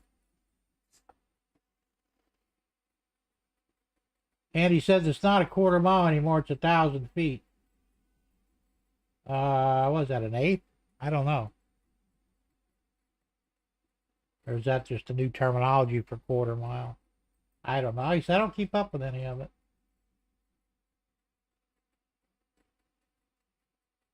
I just wished I videoed what would have gotten a million hits. Yeah, probably.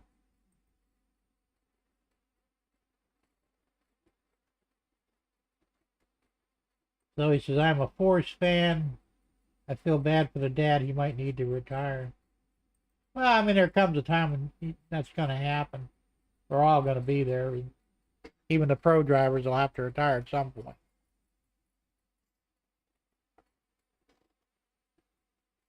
D-Rail Darrell says, I have a license to drive on medians. Look out. I've done that before. I've driven down sidewalks, off-road, you know. I used to be a crazy-ass driver. I'm not near as bad as I used to be. But, you know, if I had to get somewhere, I'm going to get there, damn it, you know. Like one time I was heading to Fort Myers from Naples. 41 was backed up. There must have been, I guess there was a wreck. Yeah, there was a wreck. So I went off the side of the road. I was about maybe 75 foot off the road. So legally, they couldn't touch me because I wasn't in the on government property. I was doing 100 mile an hour there, I had a dust storm behind me. People were flipping me off and shit, you know, sitting in line. Oh, that's your own fault, you know. A couple of them actually grew some balls and followed me. And, you know, and I turned off right before I got to where the wreck was because I probably got popped or something. But it's the way it was, man. I didn't give a shit. And he said they had to shorten the timing measure as the cars were pushing. Oh, yeah. Well, that's true, too. That's all right, though. That's half the fun, you know.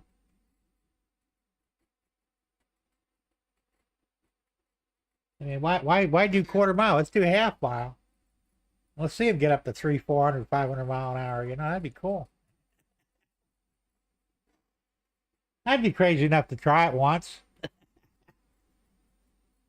The number 15 team that Haley drove for blamed her for poor performance But it was actually the team at fault, not her. Well, I'm not surprised.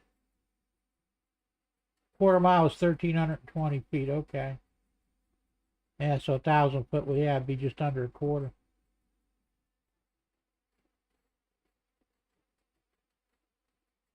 Trouble is stopping them. That's true. You know. But hey, like I said, it's still, I mean, I did 198 in a Dodge Viper. You know, it was fun. I was shooting for 200, but that fucking thing started to vibrate a little bit. I got scared, I guess you might say. I mean, because at that speed, anything goes wrong, you're going to die. It wasn't worth dying for. But the car was a rolling piece of shit. It really was. Brand new. I don't even think it had 50 miles on it. The guy just bought it. He bought it for his wife, who was in her 60s. They had a 6-speed gearbox in it, right? She could drive a stick, but, I mean, not like that. I don't know. Brittany Force, she is pretty fast. There you go.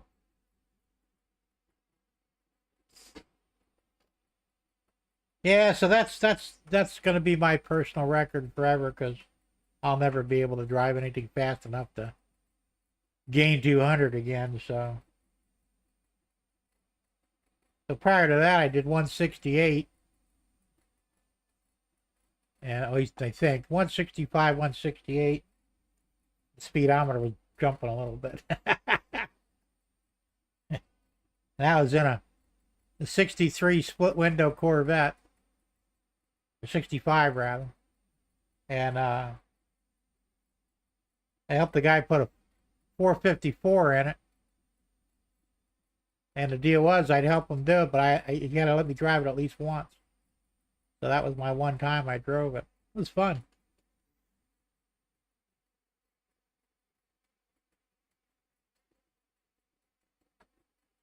Brittany Force, she is pretty fast.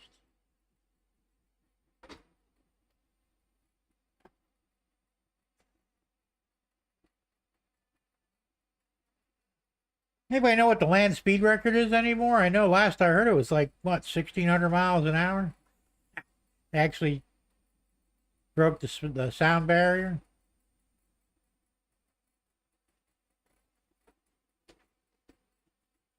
And he said to go any faster, I have to find something faster than Concorde yet.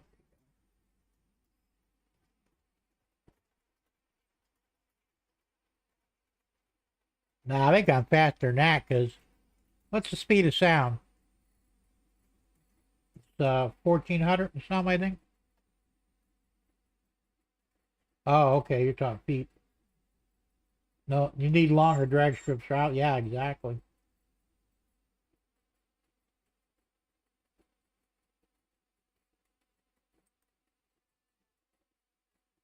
At sea level, okay.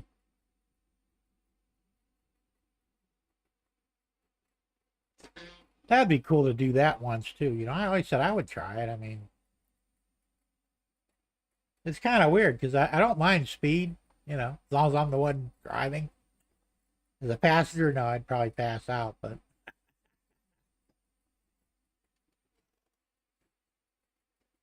1993 Thrust SSC 7.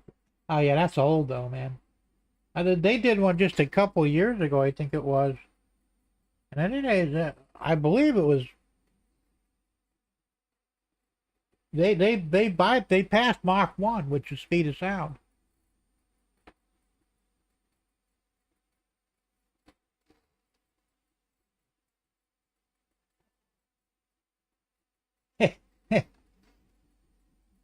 The Concorde was a muscle car passenger aircraft. Yeah.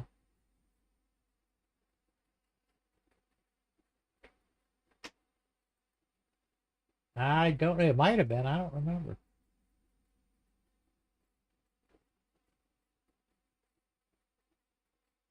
Like I said, I don't keep up with anything anymore either. That's part of the problem. I don't have time to find out.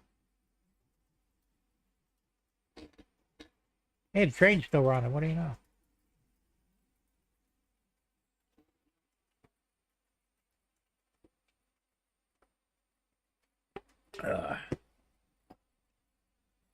So, what am I going to do next?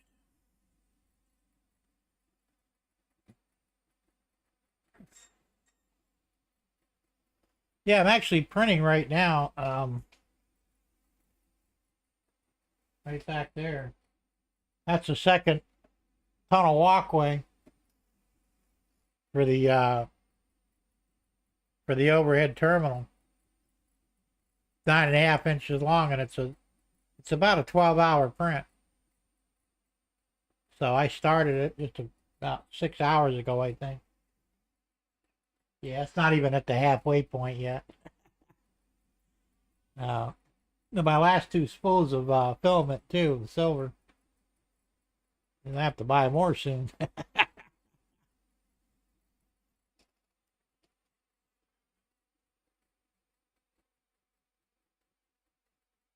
So he says, in Alaska Roblox game, I have 37 wins. Most of them were dirty. Okay.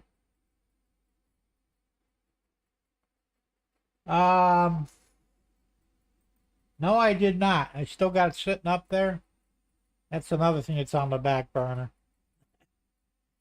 The other thing I got to do for it, I needed to get the capacitors for it so that the lights won't flicker in it. That's the only thing holding me from finishing it. I got the trucks in place, the wiring's there, all the figures are in there painted. So once I get the electronics, they said the super capacitor is what I need. I've got everything else I need, and I'll just put it together, and then it'll be done and ready to rock and roll.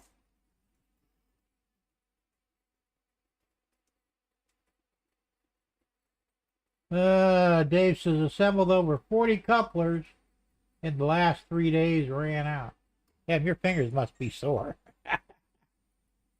Especially on the end scale, man. That's gotta be a trick in and of itself. And Andy says, Roscoe McGlashan is in the Aussie with a rocket car untested as yet. Oh yeah, that's right. I can do the MAGA hats too. I forgot about that. That's easy enough to do though. Like I said, I've been so busy with everything else, I haven't had time to do a lot of things. You know, as I said, this SD40 that I put the decoder in, I started on that like a year and a half ago. It's not good. Tom says, Jim, all three of my printers are printing now. Propane truck in one, 2 cars in the other resin printer, and a tank for oil tank car and Viper. Oh, cool.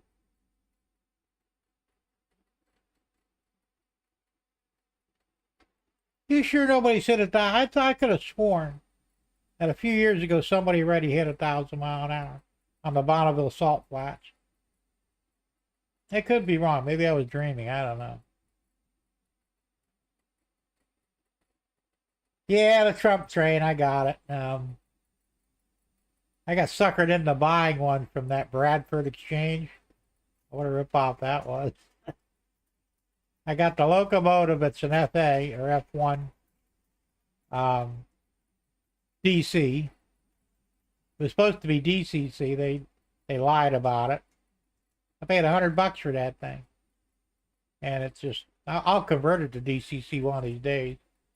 I got that, and I got the B unit that goes behind it, and I've got the Trump passenger car. So, of course, the B unit's a dummy, so that's worthless.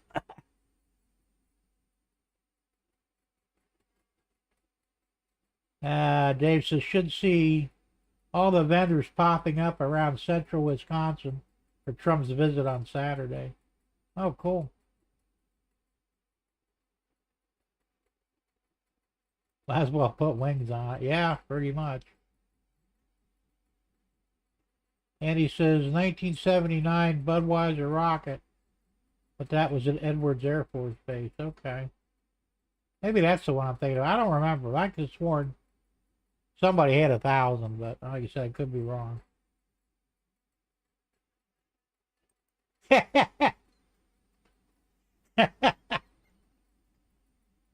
Well, you can't blame her there, Daryl. And that's all I'm going to say on that.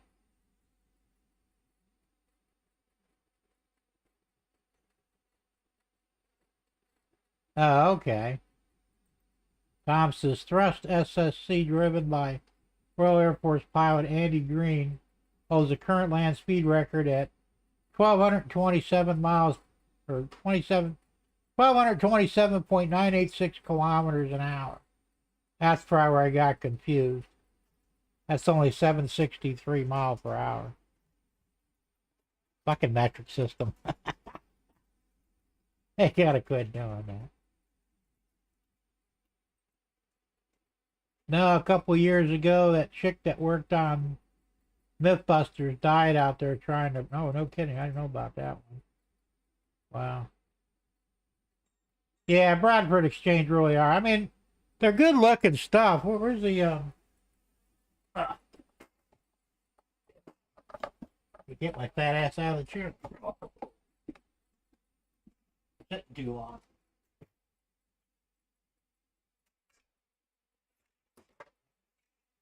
Got apple stuff all over the place.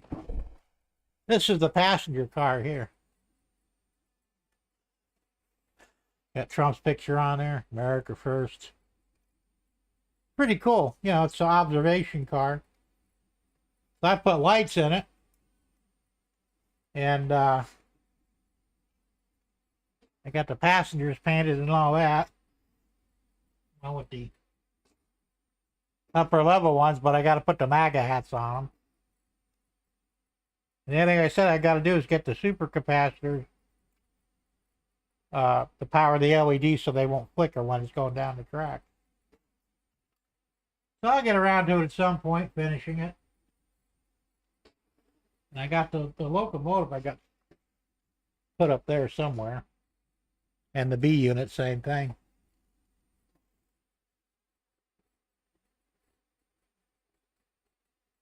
And he said the Bud rocket couldn't sustain the speed over a mile, then do it again within an hour. Yeah, imagine not.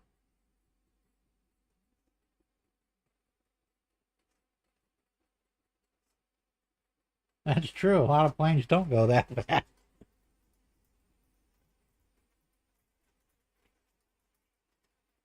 Hey, Russ, Rockin' O and HO trains and stuff.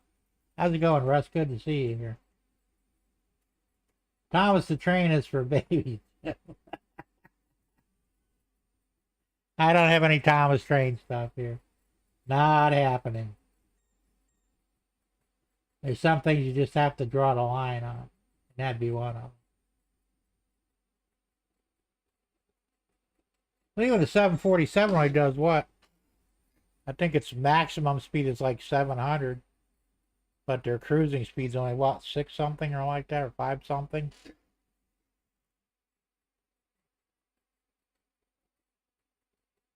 Dave says, I want 2 Donald Trumps in my micro trains president's car collection. There you go.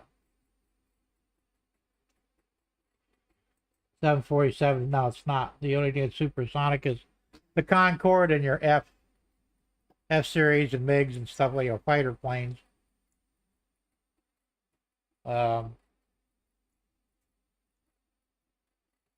Those things are incredibly fast, man.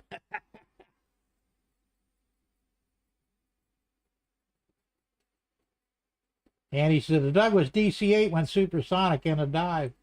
Yeah, right before it hit the ground, right?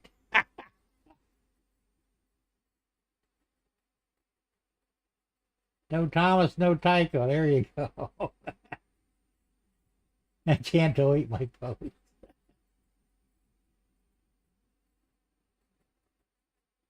Just ignore my first comment as it's incomplete. Did I miss it or I probably did miss it. I don't even see it.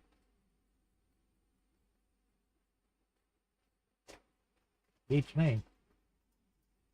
Anybody here actually seen a UFO?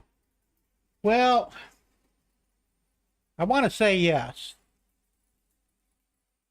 But I actually don't believe there are aliens. I don't believe in extraterrestrials. but I have seen something that I couldn't technically explain on more than one occasion. I saw a craft once, this was many, many years ago, and it was actually hovering over the school at night. It was huge.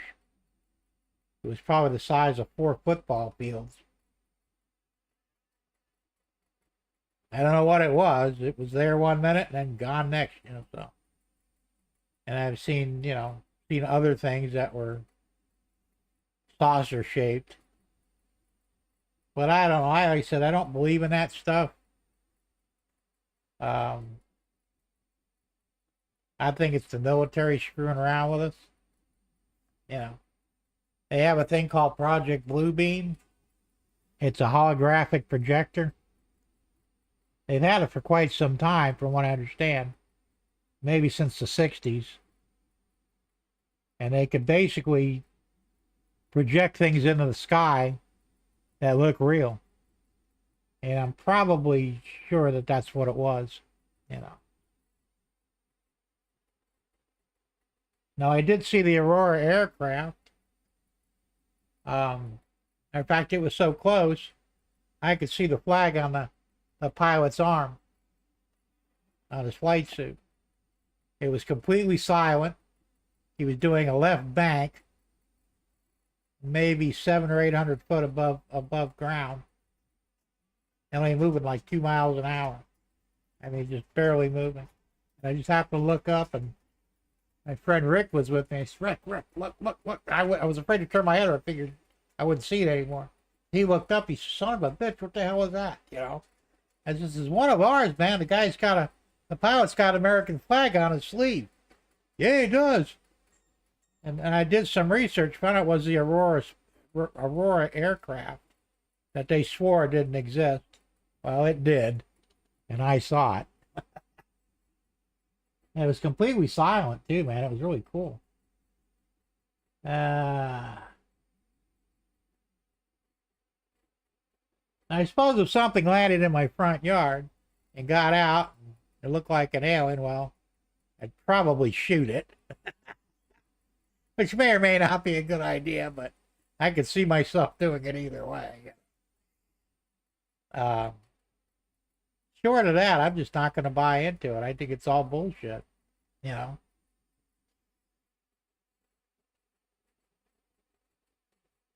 says, what I've seen. Yeah, I've seen the same thing.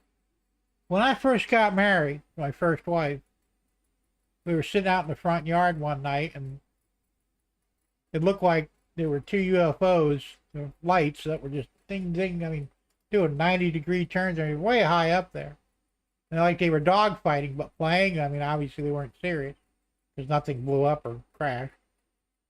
But we sat and watched that shit for about 20 minutes, And back then, I wasn't sure if there were aliens or not. I'm thinking, well, damn, we just saw 2 UFOs dogfighting up there, But I don't think that's what it was. I'm sure it was something else.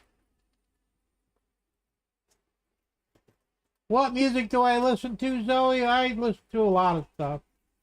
I grew up in the 60s, sort of. So I like some 60s music, and I also like 70s and 80s.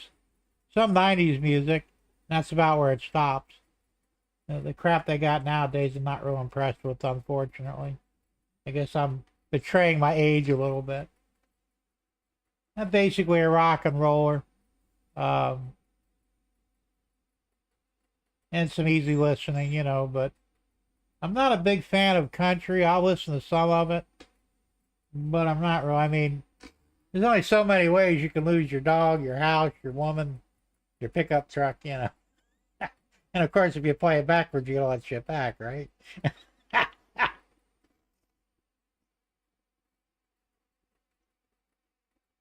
Now, that's the one thing I have not seen it during the day. It was always at night. Well, there is. It's the SR-72.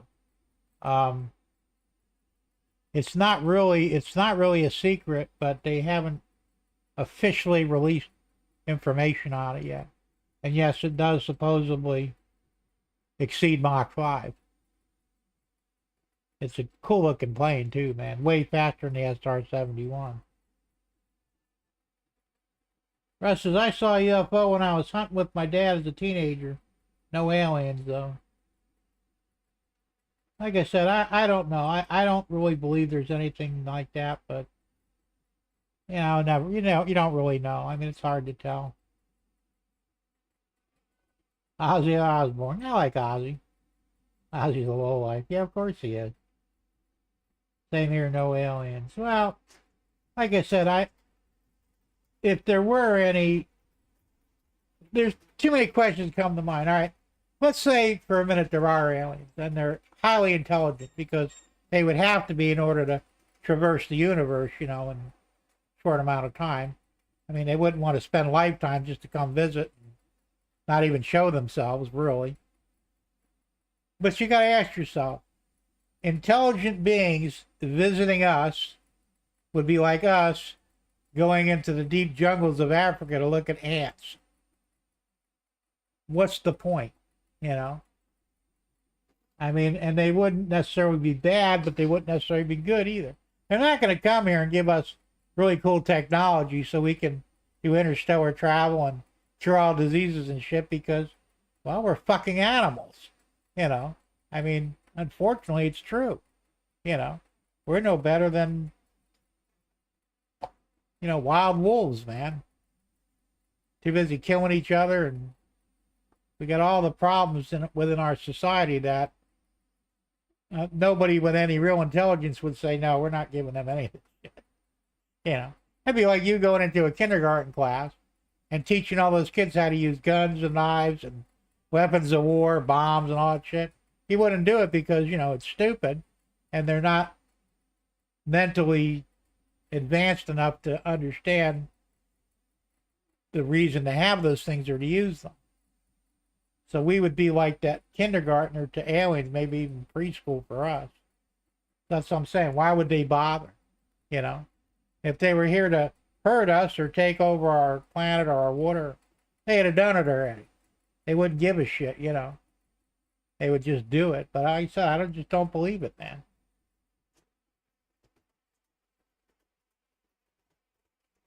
Rock and roll, yep. Mickey said they're called Foo Fighters. They used to see them all the time. Yeah, World War II. Like I said, Hitler he was messing around a lot of stuff. He was rumored to have a couple of flying saucers of his own. Whether they were really worth the shit or not, I don't think they were capable of space travel, but, we were working on that shit too. They were looking for any new form of aircraft that would give them an edge over the conventional airplanes that were around at the day. So, like I said, I wouldn't put much stock into it. Yeah, Raymond, you're right. After I was probably about that, 2000, 2002. I mean, some of it's not. There's a couple of artists out there that aren't bad. But a lot of it really just, are you kidding me, They're not going to be, I mean, I don't do rap at all. I don't want to hear rap. I don't like rap. I don't give a shit whether it's racist or not. I just don't like it. And,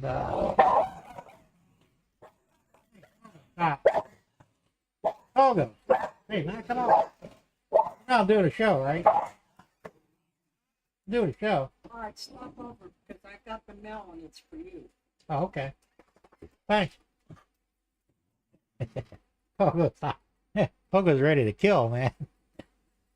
He's a serious guard dog when he needs to be.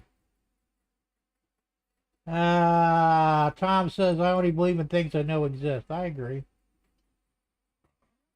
Zoe, you listen to Rapping Country. Damn. Well, I mean, if that's what you like, that's cool. I don't judge people. I just don't see the point in rap. I just don't, Toby Keith, yeah, he's pretty good. I've heard his stuff before.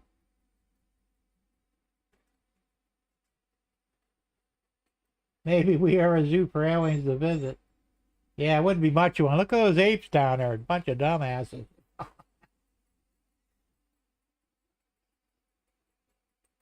Coldplay's pretty good. I like their stuff. Justin Timberlake, nah, he's too gay for me. Daft Punk, I'm not familiar with that one. Classic rock and some, yeah, I like some classical too, believe it or not. Like I said, I have a very wide um, array of music that I like. So I haven't listened to the radio in years. I have songs I've got on a SD card that both my vehicles have SD slots in them for, and that's what I listen to, commercial free. Just listen to the same stuff.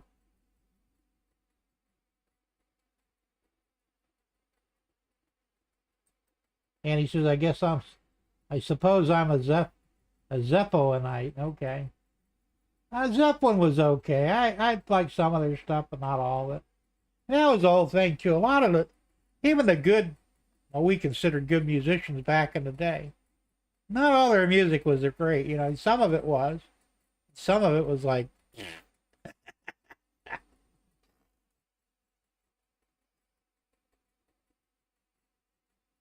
remember UFO, unidentified. Well, now they don't call them UFOs anymore.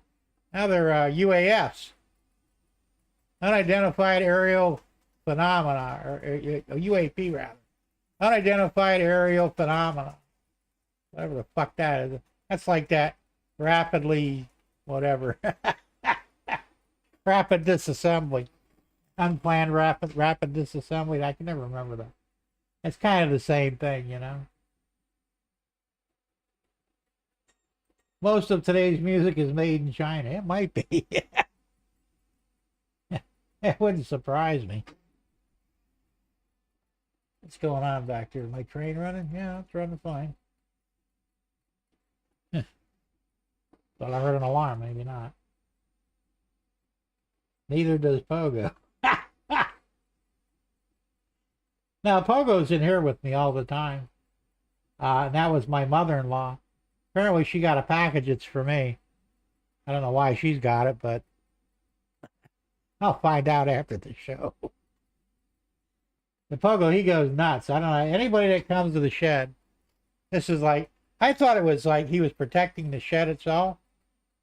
But I went out one day, I was in the bathroom or something in the main house, and my mother-in-law walked in here and said he was fine. Didn't bark at her or nothing. But if I'm here, he wants to eat her. He wants to eat everybody. So it turns out I thought he was protecting the shed, but he's really protecting me, which is weird because I don't really need protecting. But he's a good dog.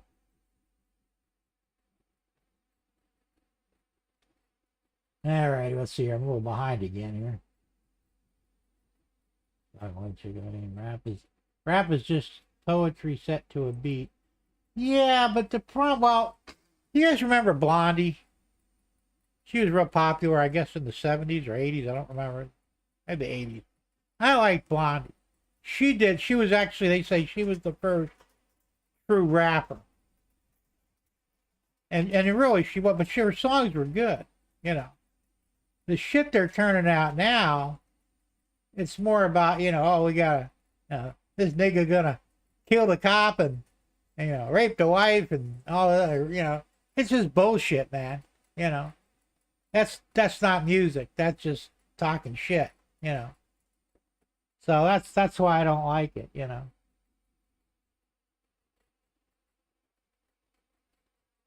Zeppelin, Beatles, a lot of mid-60s stuff. Absolutely. Russ's rap sucks. There you go. Sorry, Zoe. we got y'all voted on that one. Modern rap I love. Well, I don't know what modern rap is because, like I said, after listening to all that crap, I don't listen to it anymore.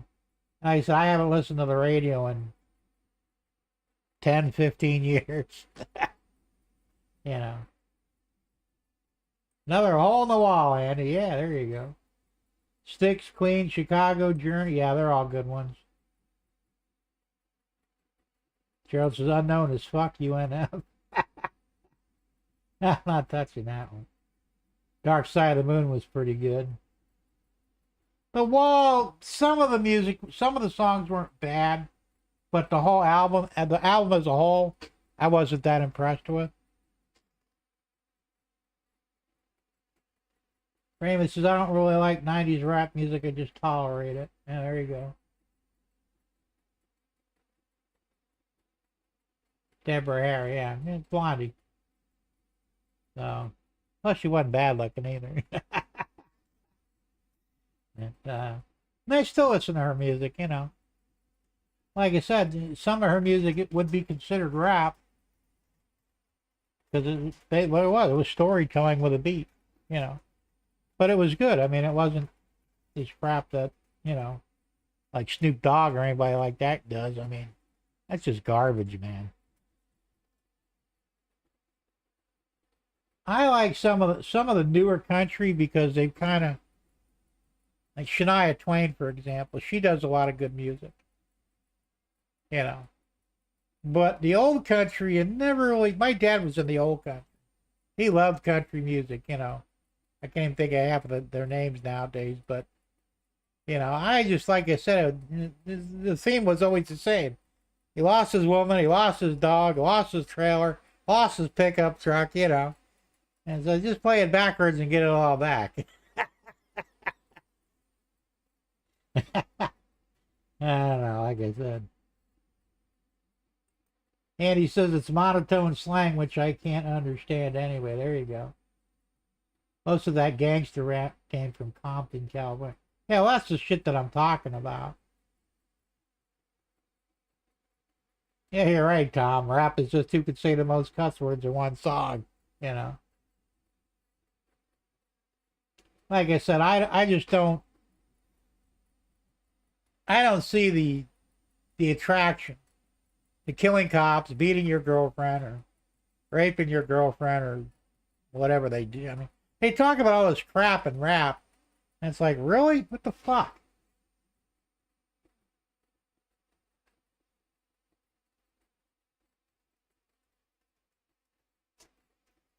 Zoe says, Michael White, a.k.a. Triple Red, is my man for rap. I'm not familiar with it, so I can't comment on it. Might be good, might not be.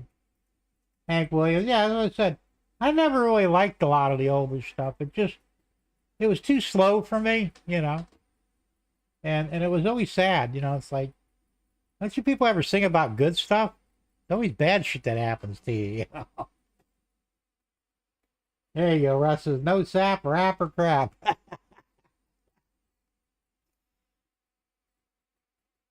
Raymond says, 80s rap like Dougie Fresh, Houdini, Grandmaster Flash, etc. are what I personally prefer over 90s rap. Now, I'm not familiar with half of that stuff. Like I said, of course, like I come from a different time, like most of us do, as older guys. And we're like our parents. Remember our parents, you know, our parents were in the big bands and stuff, and they're like, how can you listen to that shit? Although some of it wasn't bad. I mean, really, you know. But a lot of people my age and a little bit older than me, once you really grew up in the 60s, you know, the flower children, they would just turn their nose up at, you know, the big bands where they were actually pretty good, some of it, you know. Like I said, that's why I said my taste in music are very varied, you know. So I can't really say there's one thing in particular that I like over another. All right, Floyd, have a good one, man. Thanks for popping in. We'll see you next week, hopefully. And have a safe and fun weekend. You know, don't do anything I would do, which, you know, leaves you wide open. Devo, I like Devo. I got one that's Whip It. I love Whip It, man.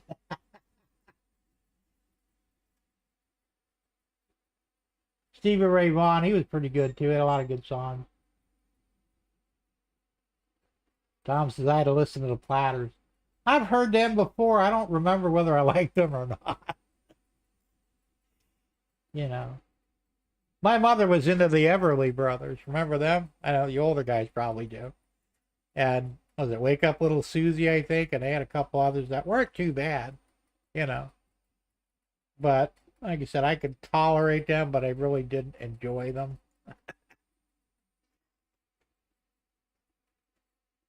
Tom says the only song I got was Under the Boardwalk. Yeah, that was a common one.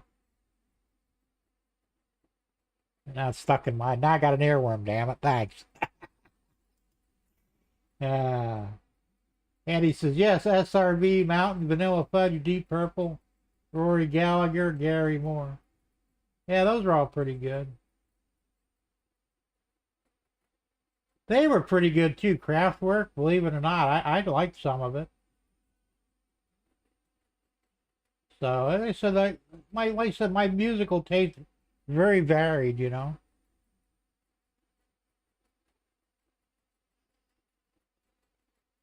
Well, it depends, you know. Like I said, there's some Beethoven actually did some pretty good stuff.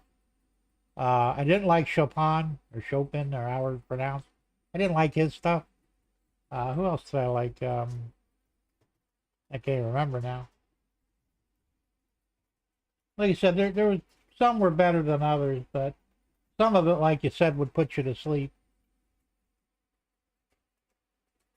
So he says, my spiritual numbers are 77 and 14. I love them. They help protect me, and they do a great job. Oh, cool. Well, I guess if I had a spiritual number, it's 13. And maybe 123. Both numbers have always brought me luck. Plus, I was born on Friday the 13th during a full moon.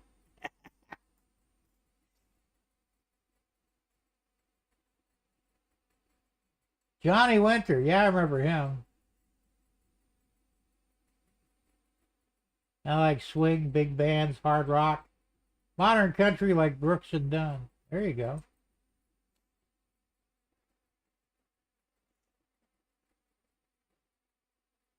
Tom Grass is on a disc. I have over 35,000 songs with many genres. Yeah, there you go. So I probably got about maybe 400 or 500 songs that I like that are on the SD card. And maybe another 100 I haven't put on the SD card because I don't listen to them that often. But I'm always on the lookout for a good song too. So. And he says on the flip side, Stan Kenton, Les Brown, and Vaughn Williams. I've heard of Vaughn Williams. I'm not familiar with the other two. Russ says, I like prime numbers. Okay. Herbie Hancock. Yeah, he had a couple of weird songs that were pretty good, actually. And says, can't go wrong with Prince, the Gap Band, Zapp and Roger, Michael Jackson. Some of Prince's songs weren't that bad. Same with Jackson. I like some of his music. The Gap Band I never got into. And I don't know who Zapp and Roger are, but ABBA, yeah. That was funny. ABBA's they're threatening to sue Trump because Trump used one of their songs. It's like, ABBA hasn't turned out a new song in, 30 years? They should accept the free advertisement, quit whining. Frank Zappa, absolutely. He's got some weird songs. That friend I was helping him shoot videos once a week then. He liked to cook certain foods like pizza and burgers and stuff. And Zappa had one, I can't remember the name of it. It had something to do with pancakes. And it was a funny ass song. Because I actually tried to find a song that would go with the video he was doing. Like, the hamburgers he made. We did Hamburger in Paradise from that one guy, I can't remember his name. And the pizza was something else, it was an Italian thing. But the pancakes, that was Frank Zappa, and he did one on there. It was funny as shit. I still have it somewhere. Then there's the King of Rock and Roll, Chuck Berry. Oh, hell yeah. Chuck Berry was good. Tom says, my phone just sent me a message. Atlanta rapper Rich Homie Quan dies at 33. He probably got the shot, huh? The COVID shot. Tom Petty, yeah, they're good. I was surprised he just passed recently, didn't he? Like a year or so ago. That's it. Alfonso's Pancake Breakfast. I knew somebody would get it. That is the funniest fucking song I ever heard, man. But it fit. It fit the video perfectly, man. Maybe one of these days, I'll air some of them. We only did 3 before he dropped out because it didn't go over like he thought it would. He thought he was gonna be, viral overnight. And I knew that wasn't gonna happen, but we actually got quite a few hits on him. But Alfonso's Pancake Breakfast, that was it. That was a funny ass song. I remember I literally I found that by accident, Like I did a search, is there any songs that have to do with pancakes? Zoe says she knows that rapper, Thomas. Okay, there you go.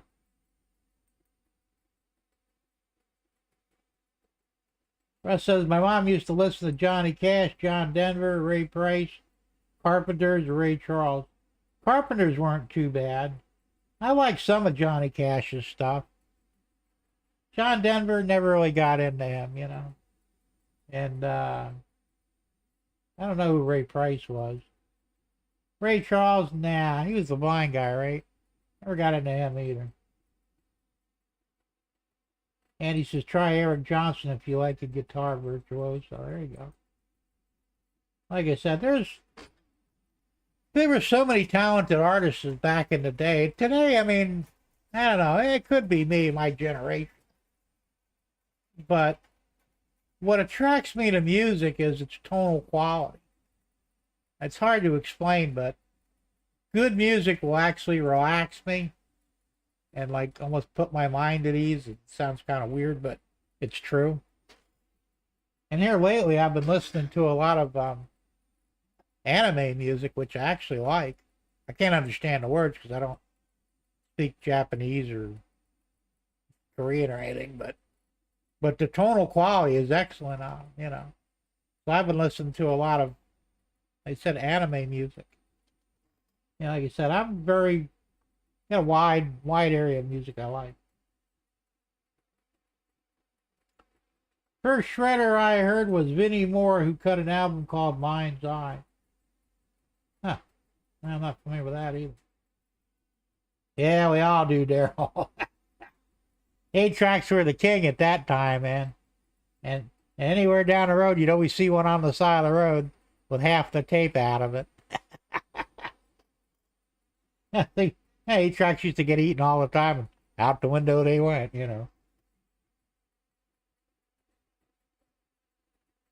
Every teenage boy was in love with Karen Carpenter. Yeah, she was a hottie.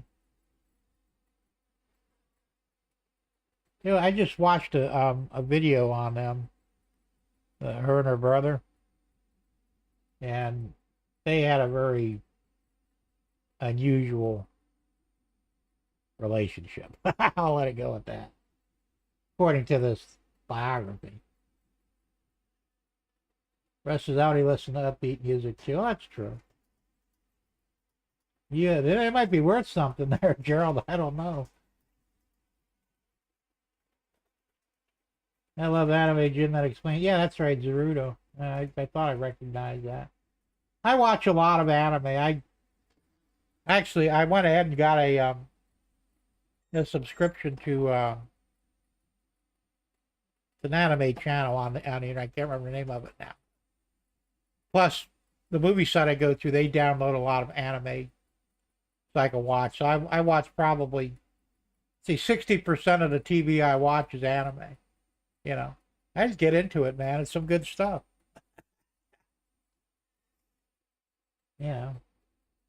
Nothing dark or depressing for me. Well, that's always a good thing. Raven says BTS, Dua Lipa, and Bruno Mars are among the very few today's artists they enjoy.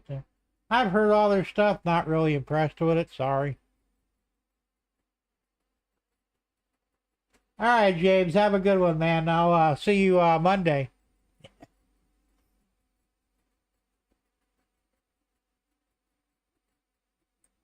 The Clapton Beano album changed the face of guitar music.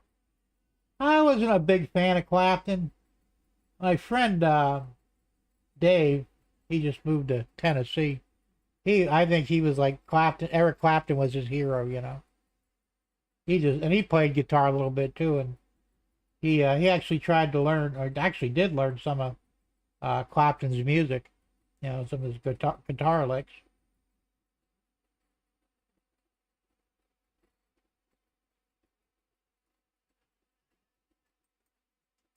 Yeah, that's what I'm saying. It's got to be worth something. Yeah, Crunchyroll, that's it. I don't know why I couldn't remember that. I signed up for that even though I don't watch it that often, because most of the anime I get on my movie site, and I can download it and watch it when I want to. But in case they don't have something I like, I check every month to see if anything new came out on Crunchyroll. And if I see something I like, I'll watch it on there.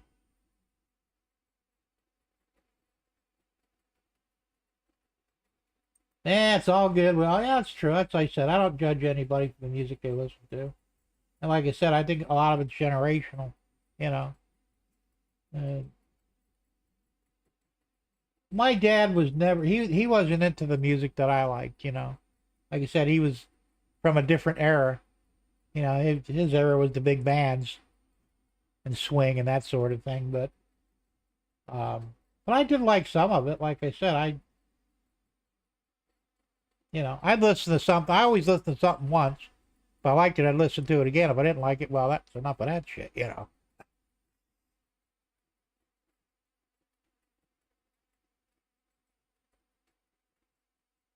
That's true. They are. Records, vinyl, they are making a comeback. And they've got some high-end record players now that are digital, actually. I guess they're digital quality that just blow away anything on tape or on an SD card. So I said I'm not that much into it that I would invest the money into it, but it is out there. Clapton put a 60 Les Paul through a Marshall amp, and the rest is history. I don't know anything about that. So I didn't follow Clapton that much, but I'm sure my friend Dave did, though. He probably knows about it.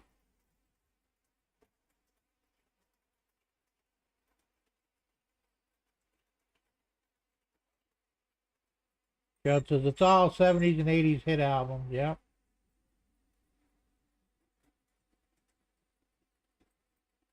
Nikki said, yes, I believe last year record sales outsold CDs. That I'm not surprised because, well, CDs are kind of on their way out from what I understand. I got rid of all mine. I transferred all my music onto the SD cards in my computer, so as a backup. But I don't even have a CD player in either one of my vehicles anymore because all the new head units, most of them don't have a CD player in them anymore. They're either use the SD or USB port for music. Might have both. You may be the last person on the planet that has one of those. I think the last 8-track player I had, and I never had a recorder, but the player I had was probably back in '77. Yeah, they said they went right to cassette, and I jumped on the cassettes because they were far superior. Well, after a while they were anyway. Some of the early cassette players in the cars were almost as bad as the 8-track players. You always kept the pencil in your car to rewind the cassette. You old guys know what I'm talking about. And since CDs were very meaty, yeah, and they in a way they were. So he says my favorite man in NASCAR is Kyle Larson. Yeah, I'm familiar with him. He is good. Daryl says I remember as a kid, Grandpa would always watch the Three Stooges. I laughed my ass out. I still have the Three Stooges on in my computer. I love the Three Stooges. They were good. I got their whole series and some of their movies. And I tell you what, them guys couldn't be beat. But nowadays, oh, you can't watch that. People be out there hitting each other with hammers. No, they wouldn't. Well, maybe they would now, but we were smarter than that, you know. Those guys were funny though.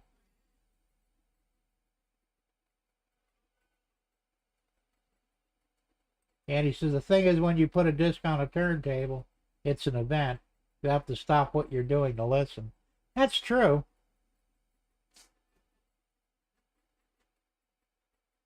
Tom Grass says, Daryl, I watched the Three Stooges. Well, absolutely, man. Them guys are good. They're funny shit. I was doing reel to reel back in the 70s. I had a friend actually that was a $1,500 TV. It was a Magnavox, had the color TV on the bottom, a reel to reel tape recorder, a cassette recorder, an 8-track recorder, and a stereo in it, plus speakers. It was all one unit. That thing put out some incredible sound. And he was transferring a lot of music from his records on the reel to reel because the quality was superior.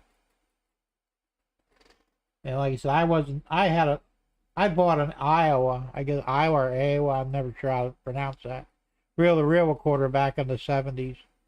I got it at the auction for a good price, and I'll tell you what, that was a damn good machine, you know.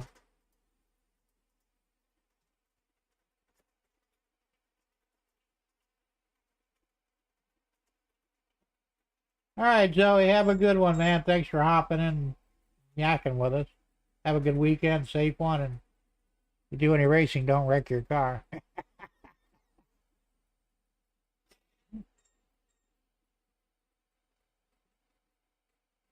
Yeah, the DVDs, like I said, everything's going to go on a USB disc now or SD cards. There's no reason to have physical discs anymore. And I'm sure at some point they'll even do away with the SD card. I heard that they're working on a crystal recording setup somehow. I don't know.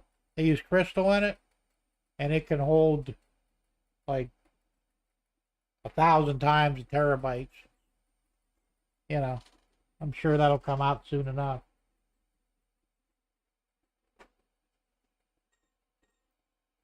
Yeah, I'm not surprised. And there were some good TV theme songs back in the day too.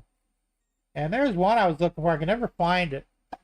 And I'm not even sure the show. It was a spy show, but it wasn't a real popular one. And Henry Mancini was the one who wrote the lyrics and did the song. But he did it for a lot of those at the time. But I thought that was the coolest song ever, and I can't find it anywhere. Finally gave up looking for it. A petabyte, yeah, it could be. That's I know they get way up there, man. Nah, what Maddox? It's like this is back from the '60s, and I can't remember it. Like I said, it's a long, long, long time ago. Hey Jim, if I change my name again, you would kick my ass. Oh, not if you change it to Spike Man. If you change it to Spike Man, we'll all be happy. If you change it to something else, yeah, we'll probably hunt you down and kick your ass. But you got to quit doing that. I mean, in all seriousness, you got to pick a name you want to stick with. Because eventually, people are just going to not want to even listen to you, you know.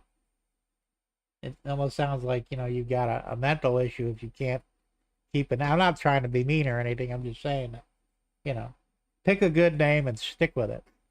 Now, we like Spikeman, but, you know, ultimately it's up to you. But something easy to say that will stick with you, you know, that you won't forget. So I have a hard time associating DSP and PNG with you. I mean, I know it's you, but I have to think about it for a minute because it throws me off, you know. So, Russ says, I still like CDs and DVDs. I have a ton of DVDs, you know, because I was recording a lot of TV shows, series from older series, and even some of the newer series, and some movies on DVD that I liked. And The only problem with DVDs are they do degrade after over time. I converted all my 8mm and Super 8 movies that my dad used to take and we took as kids. They're all on a disc now. And I've got to find some software to lighten them back up because, like I said, they're starting to degrade and they get darker over time. But there is software that can lighten them back up, but it's kind of pricey, so I've got my eyes open for something that's affordable. And Thomas says, okay, Spike Man it is. I'll change it to Spike Man. Okay, cool. I like that. Henry Mance, yeah, he did the Pink Panther, but that's not the one I'm thinking of. I cannot remember. It was a long time ago. And it had a really catchy tune to it. I really liked it. And like I said, I didn't remember the name of the series. It was a TV series it was attached to. It wasn't I Spy or any of them other common ones. This was more of a not so common spy thriller, a spy series. It'll come to me someday, probably. Maybe I'll hear it, you know, on the off chance that somebody happens to be playing it. But I looked for it for years and I couldn't figure out what, I couldn't find it. No, it wasn't The Man from U.N.C.L.E. either. Those were all popular ones. This was not that popular. And like I said, if I heard it, I'd probably recognize it. Peter Gunn? I don't think so. Could be, though. I'm not sure. The Pink Panther was a funny movie, especially when he had trouble saying hamburger. Yeah, those were funny movies, man. I'll check the Mancini stuff and see what I can find. All right, I appreciate that, man. No, it wasn't the Avengers either. Like I said, those were all popular series. This was not so popular. And I think it was only on TV for maybe one season. Back in the day. So. He did do it. He's Spike Man. All right. Spike Man. Yay. You got to keep it, though. You can never change it. Not ever.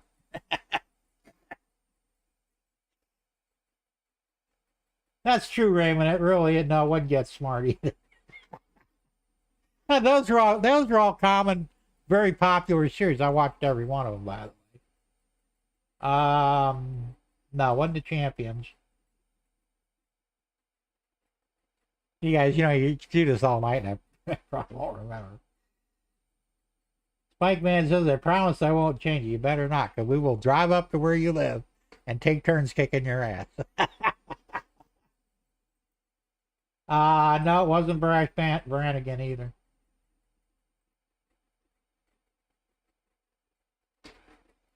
Yeah, I may not even recognize the name of the series now, I know, but it's none of those, I know that. It'll come to me someday, maybe. Yeah, I ain't getting no younger, you know, and yeah, the old memory ain't quite what it used to be. So it was really catchy too, and I really liked it. I can't even, actually I don't even remember how to, you know, I can't hum it or anything. No, it wasn't A Prisoner either. That was actually a pretty good series. Like I said, I watched all those series, for every one you guys have named, I've watched. And I really liked them. Smiley's People, I don't know who did that one. Double Out Spy, never saw that one either. Those must have been really fucking oddball ones.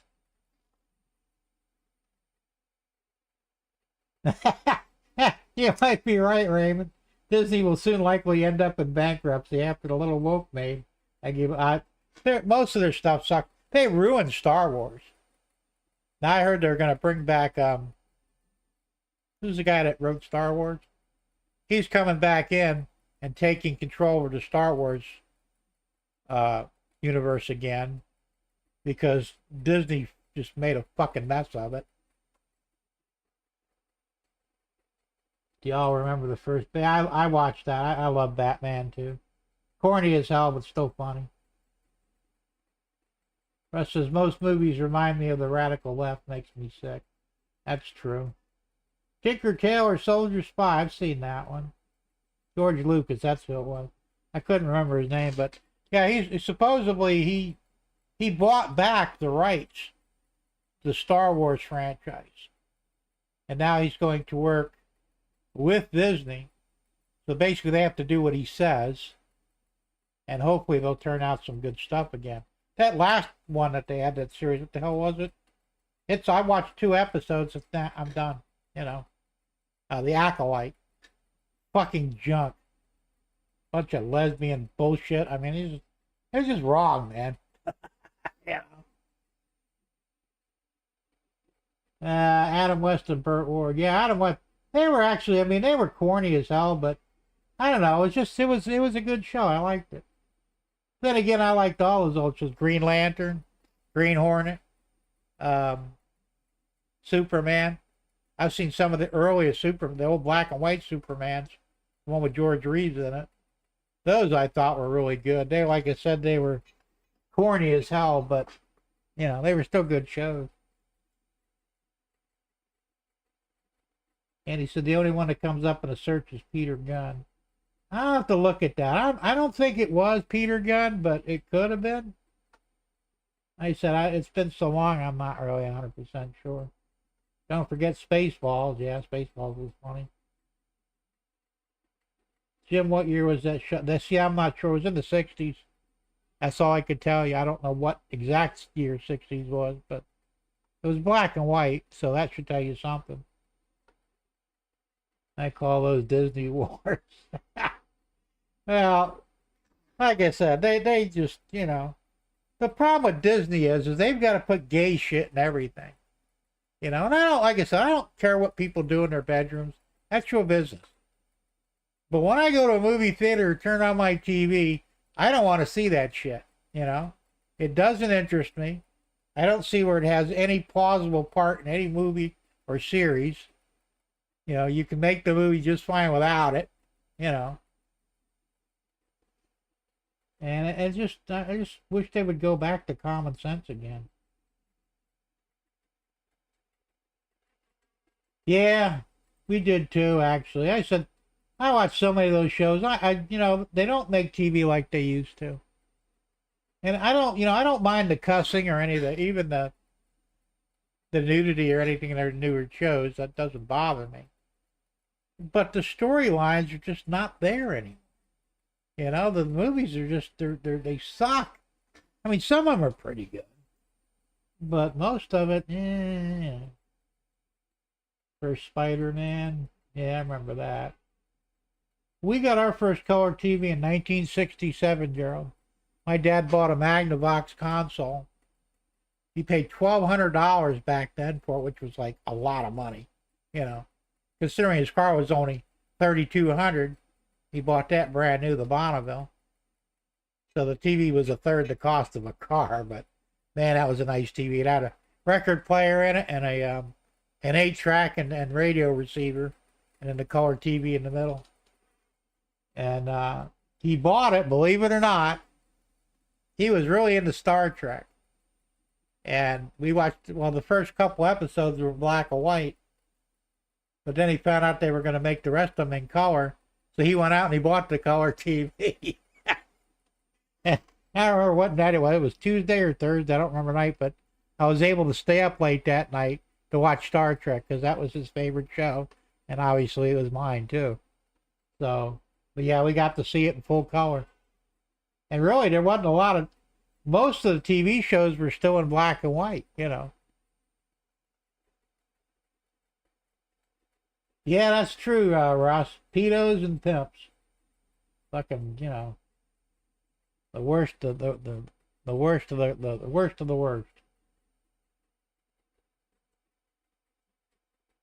Raymond says, common sense is history. Buck Biden, Cluck Fenton. I'll have to check that later on because I can't do them on here.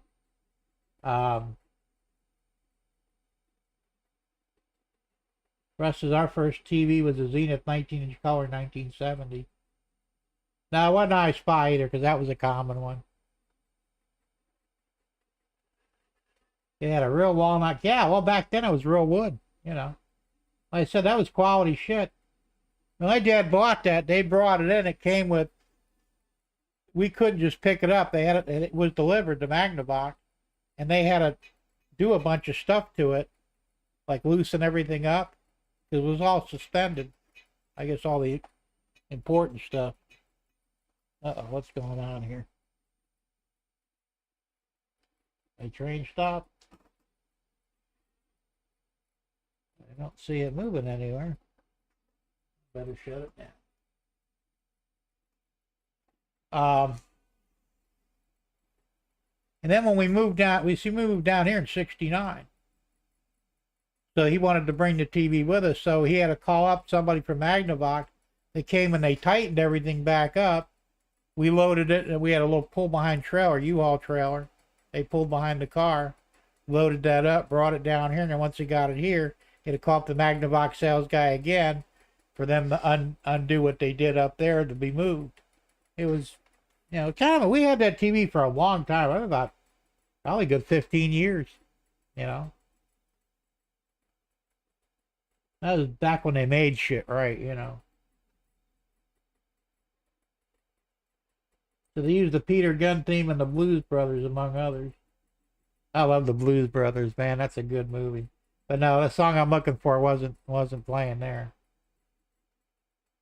Jim, you're looking at your computer in the chat. Right click on the link and select another tab. You will not lose the current section that way. Let me give it a shot. Open link in a new tab. Oh, okay, yeah. I should know that. Peter Gunn theme on YouTube. Oh, it spools up here. It's taking its time.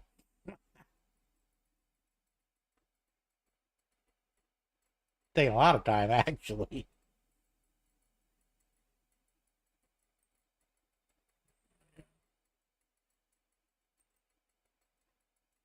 Grammarly has again been a lifesaver in helping me write.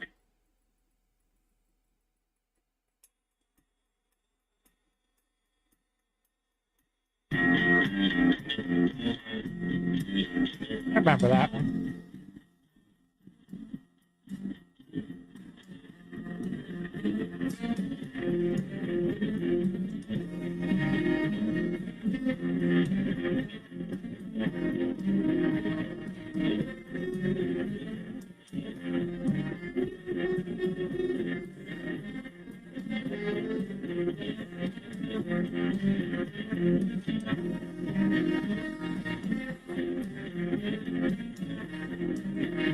No, that's not it.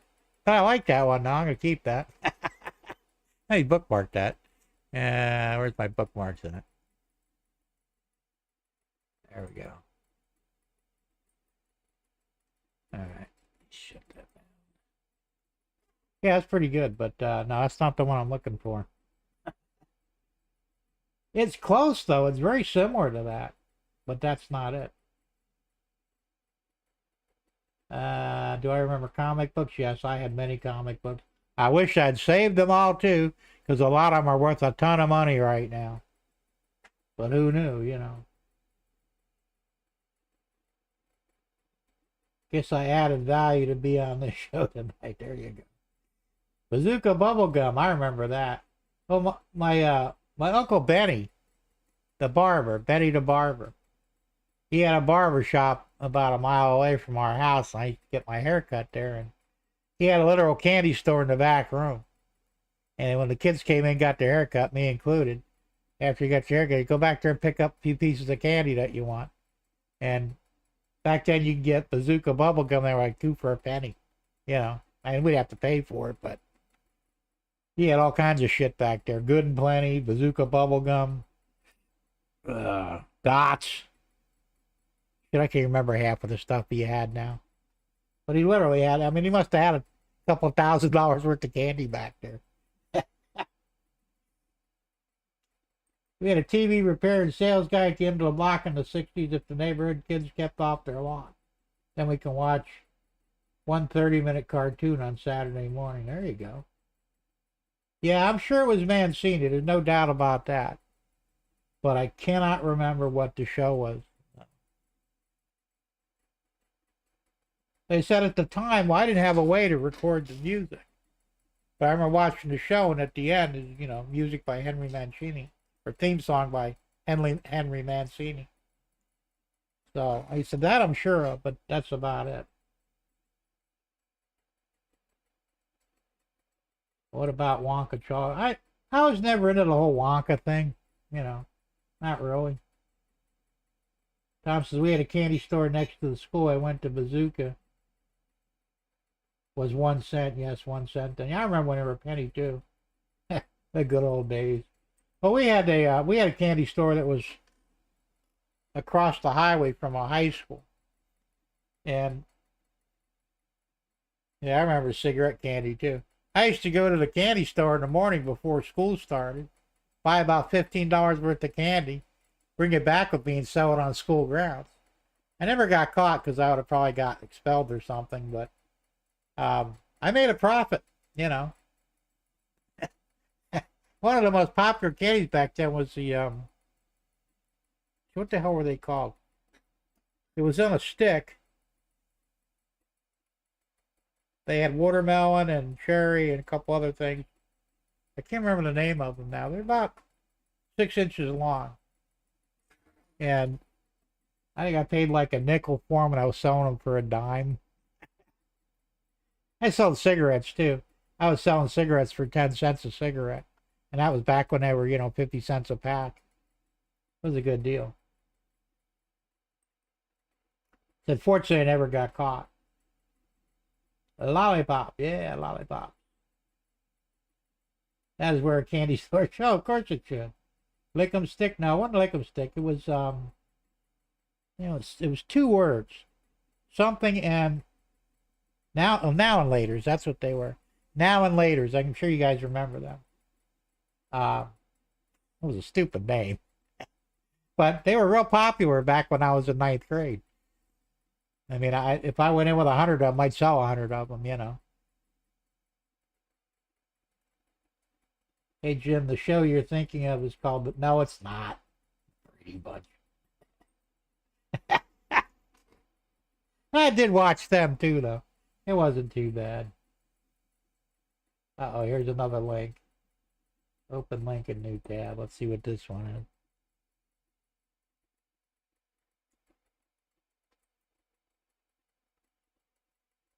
With Kroger Delivery, you don't need a Kroger store nearby to get fresh groceries Stupid at low ads. prices. Order on the app and get 25. Oh, that's a Pink Panther, man. Everybody knows that one. Yeah.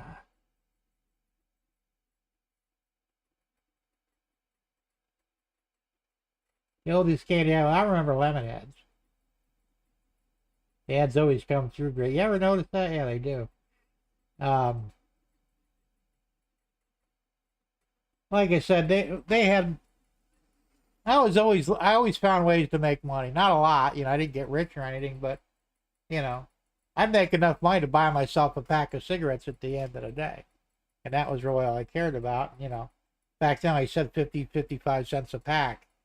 You know, I remember when I turned 17, after I got married to my first wife, we'd go up to South Carolina and buy a case of cigarettes, and they were like $2 a carton. You know, I'd keep half of them and sell the other half for almost regular price, which paid for my trip and the half case that I kept. So I mean, we did pretty good, you know.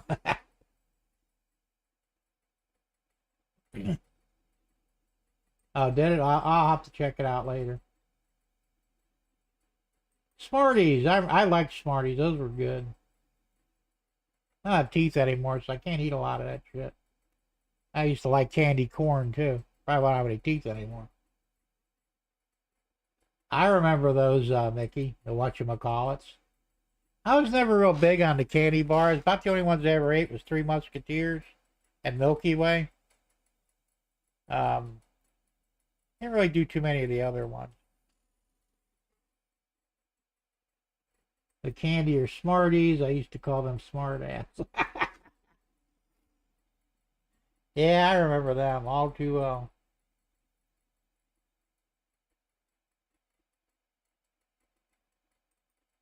Yeah, me too.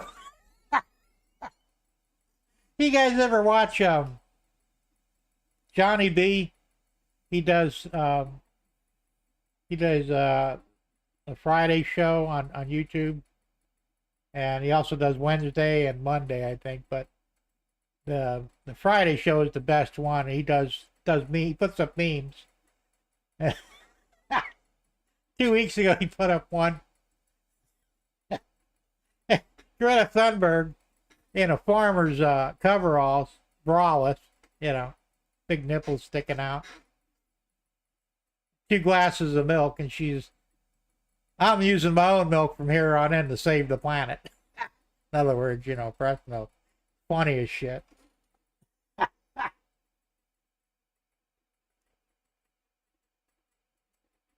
There was some show I was watching. Can't remember what it was. It was a news broadcast, and it was Next News or something. I don't remember, but she got popped again for demonstrating at some protest. And the first time I've seen her, she was braless, and she had some pretty big tits, man. She must have been hiding them prior to that. I don't know. Yeah, I remember the ring pops. Those were weird. Cracker Jacks, yeah, they used to get. Well, it wasn't a good toy, but it was a toy. All right, I'll check that out later, Tom. Thanks.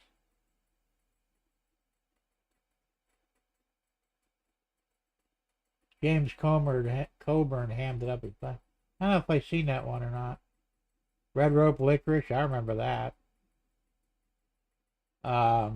Remember the Pixie Sticks?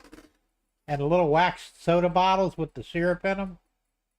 I used to love those too. I don't know if they still make them. I know they still have the Pixie Sticks. But I haven't seen the wax soda bottles anymore. Have you ever seen the Greta look-alike porn? No, I have not, but I'm sure you have. I'm not really a porn hound, but that I would probably actually watch. There's just something about that woman that, somebody needs to give her a good hard one anyway. Pop Rocks, I remember those. Isn't that the ones that Mikey died? He drank them or he ate them and drank soda and it somehow killed him. I don't know if there's any truth to that or not.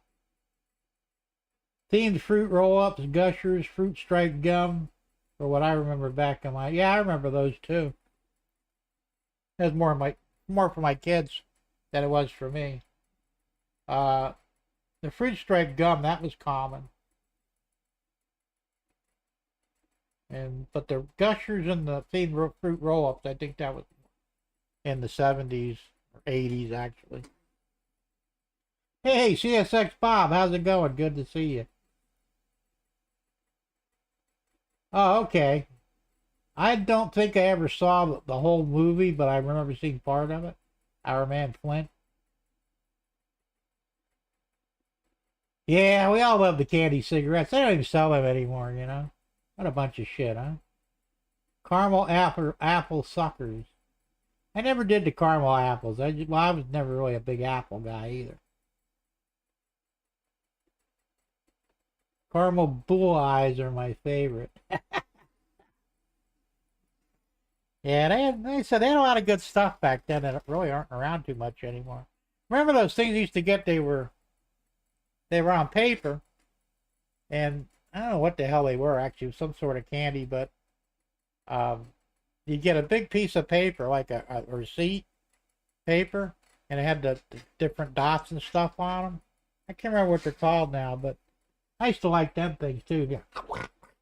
Chewing off of the paper. And try not to get the paper in your mouth. The In Like Flint series. There you go. Wasn't The Man from U.N.C.L.E. I watched that show recently, actually. I watched the series again.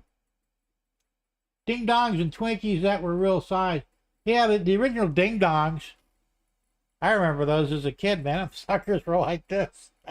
They were about the size of a moon pie. Even those got smaller. But they were pretty big. Milk balls or milk duds, I remember those. Candy buttons, that's it. Milk duds. I do miss the chocolate milk balls. What was the other one? There's another one. Good and Plenty wasn't bad. I'm not sure what the hell. It was licorice, I guess. But it was like in pill form. Good and Plenty. They used to associate it with trains somehow. Poppers. They were shrank by the Democrat. Yeah, probably. Malted milk balls. There you go. Chocolate covered raisins. I never got it. I ate regular raisins, but I never tried the chocolate covered ones. Peanut butter fudge. That's always good. Mike and Ike's. Yeah, I remember those. I said, oh, the theater candy mostly. Because that's where I usually saw that stuff, in the movie theater. Back when it was cheap. Yeah, the first movie my dad took me to see when I was a little kid was Robinson Crusoe on Mars. Don't ask me how I remember that. But that was the first theater movie I'd ever seen. I think it was about 7 years old, And he took me to see that. It was a matinee. I believe at the time it was 50 cents each to get in there and watch the movie. And you can get candy for, pennies practically. Raisinets, I remember those. I didn't do tamales. That's Mexican food. I generally don't eat ethnic foods. Just don't like the stuff, I've had tacos before. I didn't really like them,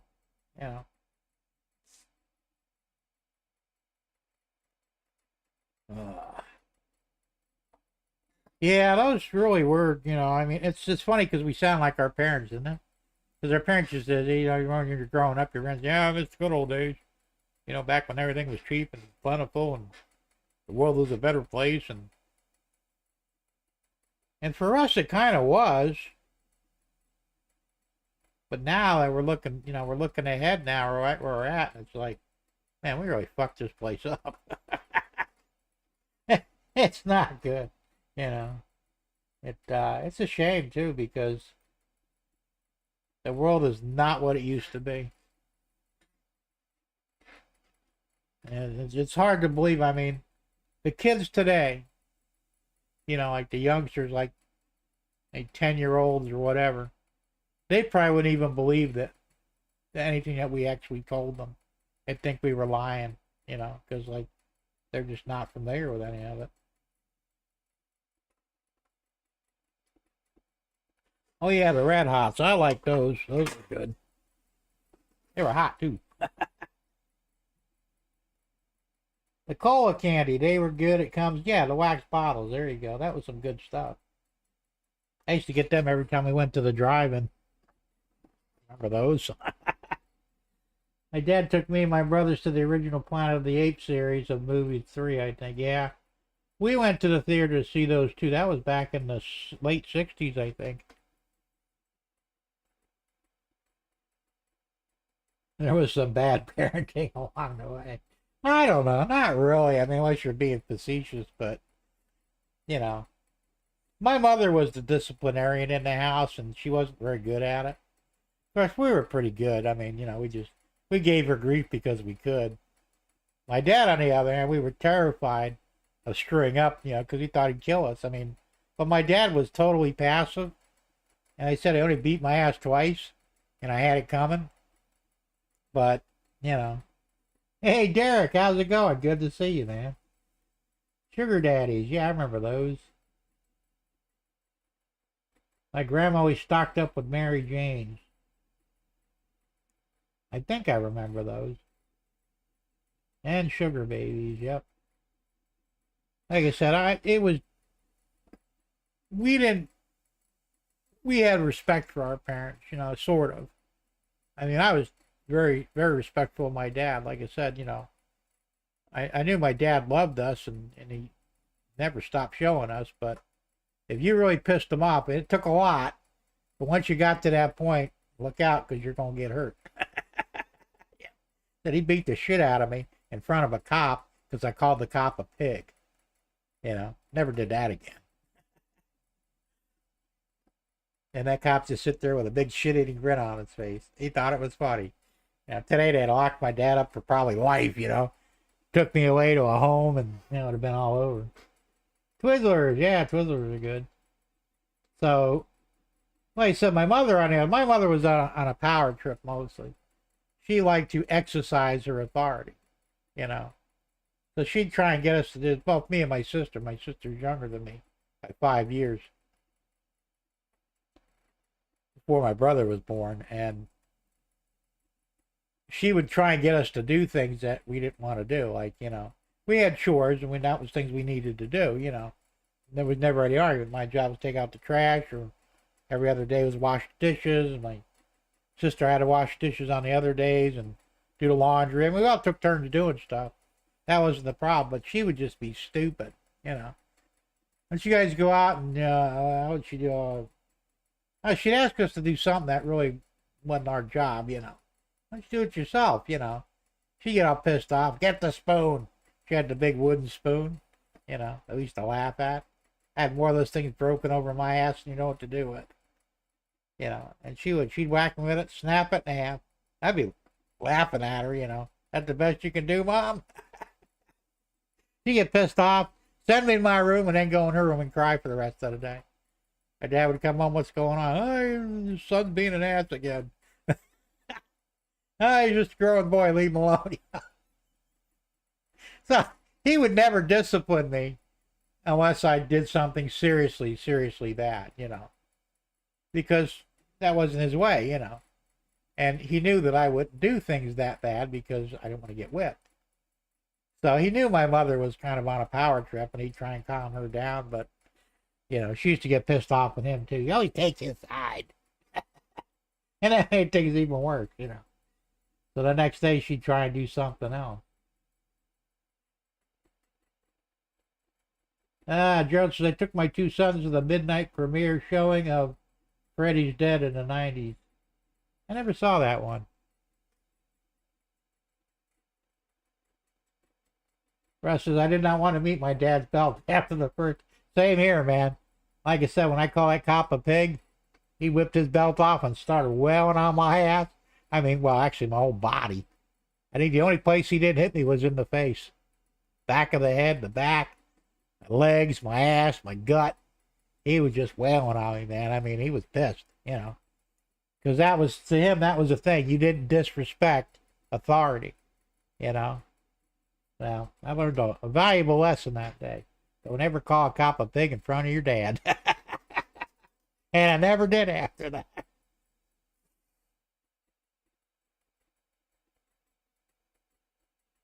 Sneakers and, of course, Reese cups. Well, I still like Reese cups. Of course, they don't call them sneakers anymore. Back when I was a kid, that's what they were called. Now they call them gym shoes or running shoes or some other fancy-ass fucking term. But back when I was a kid, they were just plain old sneakers, you know. They didn't have none of that fancy shit either. I think the common ones back then were Keds. K-E-D-S, Keds. If I believe that. Keds, and there was another one too, was even cheaper. Original Tootsie Rolls. Nowadays, all kinds of flavors. Yeah, I remember the original Tootsie Rolls. Those were good. Jim, not avenues or and alleyways by Tony Christie to Protectors thing. Maybe. That could be. I don't know. I'll have to look that up later. Sounds familiar.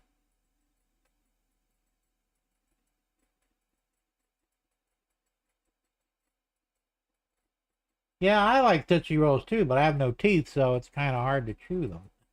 Which really sucks because, you know, there's a lot of foods I can't eat anymore that, you know, I still eat steak. I just have to cut it in smaller pieces, you know, so I can gum it. Yeah, Spike Man said my dad whipped me with a leather strap, and it stung real bad because I cussed out my teacher in school. Yeah, that'll do it. I remember Red Ball sneakers. That's what I said, the belt, man, you know. I think every man back in those days wore one. And, yeah, you didn't want to see that fucker come off because, you know, The only time I really enjoyed the strap is later on in life when the barber would use the strap to sharpen his straight edge, you know. And I haven't worn a belt in shit 30 years. Bob says, used to go to the midnight showing of the Rocky Horror when you could bring stuff. And yeah, I remember that. A friend of mine, Raymond, another Raymond, not anybody you guys met, he was the one who introduced me to Rocky Horror. He come over one day, and he says, "You want to go to the midnight show with me?" I said, "I don't know why. What's playing?" He says, "Rocky Horror Picture Show." I said, "What the fuck is that?" "Oh man, you're gonna love it." He says, "Bring your lighter," because I smoked at the time. He says, "If you got any rice, bring rice, and a water gun, and then all kinds of shit we were supposed to bring with us." And there was even one guy that would ride his motorcycle, and during the one guy there that would ride his motorcycle through in the movie. So somebody would bring their bike in, ride it in and ride it back out. I mean, that shit worked for about a year, and then they put a stop to that crap, you know. But I used to love going to Rocky Horror. We used to go every week, man. You know, knew all our lines and everything else because there was deliberate pauses in the movie so you could, you know, what was the one? The guy, the narrator, he had no neck. I looked like he said, "Where's your neck?" And it was, "Oh, damn it, Janet." I had all kinds of fuck. I don't remember half of the shit now, but it was funny. Derek says, every man wore a tie too. Well, because a tie wouldn't hurt you. I know my grandmother on her mother's side. I guess I got smart with her one time, and she says, you know, you don't shut your mouth, and I'll make you go out back and get me a switch. I didn't know what the hell a switch was, you know. So I said, "Well, what's a switch, Grandma?" You know, there's a piece of branch that's still wet, and I'll whip you with it. "Oh, Grandma, I don't want to get hit with that." I mean, in her day, I guess that's what they used. They didn't bother with belts. They just got yourself a fairly green branch and would whip you with that fucking thing. I guess it hurt. I don't know. It's like getting caned or something. And he says the other theme I can think of was Roger Moore and Tony Curtis and the Persuaders. Not familiar with that one either. It could be, though. Well, most of the belts were leather. They were straps, you know. And he said that was before they came out with the synthetics for a strap for a belt. But back in those days, your belts were almost all leather. And yeah, they fuck you up, man. My uncle had a cat of nine tails. It's a whip, you know, with 9 strips on it and little wooden balls on the end. And he never used any, but he used to threaten his kids on my cousin Sammy. If he got stupid, my Uncle Sam would go, "Boy, when we bring down the cat of nine tails?" "No, sir." He had it hanging above the mantle of the fireplace, you know. I tell you, that thing, it looked like it fucking hurt you. I'm sure it would. But he never had to use it on anybody. He was always threatening the kids with it. "Don't make me get that cat of nine tails." That's unfortunately true, Raymond. I mean, you know, and part of the problem is because the parents are afraid. I wasn't, you know. I disciplined my kids. They didn't need much of it because we started young to begin with, you know. And that was the trick. If you got them like before they were 2 years old, you didn't have to hurt them, but just introduce a little bit of pain so then you weren't fucking around. It would leave a memory imprint in their brain. And, you know, like I said, my rule with the kids is, you know, always let them off the first time, you know. So they did something they didn't know about. All right, you're not going to get in trouble this time, but if you do it again, then you're going to get the belt. You know, and I did use the belt, you know, not often because I didn't need to. You know, I didn't fuck around with the wooden spoon or any of that shit because, like I said, they didn't really do anything. And I didn't have a leather belt. I had a polyester belt, so I mean, it hurt, but not real bad, you know. And my kids all grew up pretty good. I mean, you know, they're not drug addicts or drunks or thieves. You know, they're all doing good. And that's the way I was brought up. So, But, you know, like I said, I took the time to let them know that, you know, I cared enough to, you know, because, you know, my mother used to tell me things, you know, this hurts me more than it does you. It's bullshit. You know, let me beat your ass and let me tell, then you can tell me it hurts you more than it does me. And so I never went along with that, and I never said that. I just said, look, you know, your dad loves you a lot, and he doesn't want to see you get hurt or go the wrong way, so this has to be done, you know. And they understood it. And I think kids do accept reasonable discipline. You know, because I had friends that, you know, their parents never laid a hand on them. And those kids were total jackasses, you know. They cussed their parents out. Mom's a motherfucker, you know. You talk to your mom now? Yeah, what you going to do about it? Well, I said, if I was your mother, or even your dad, I'd beat the shit out of you.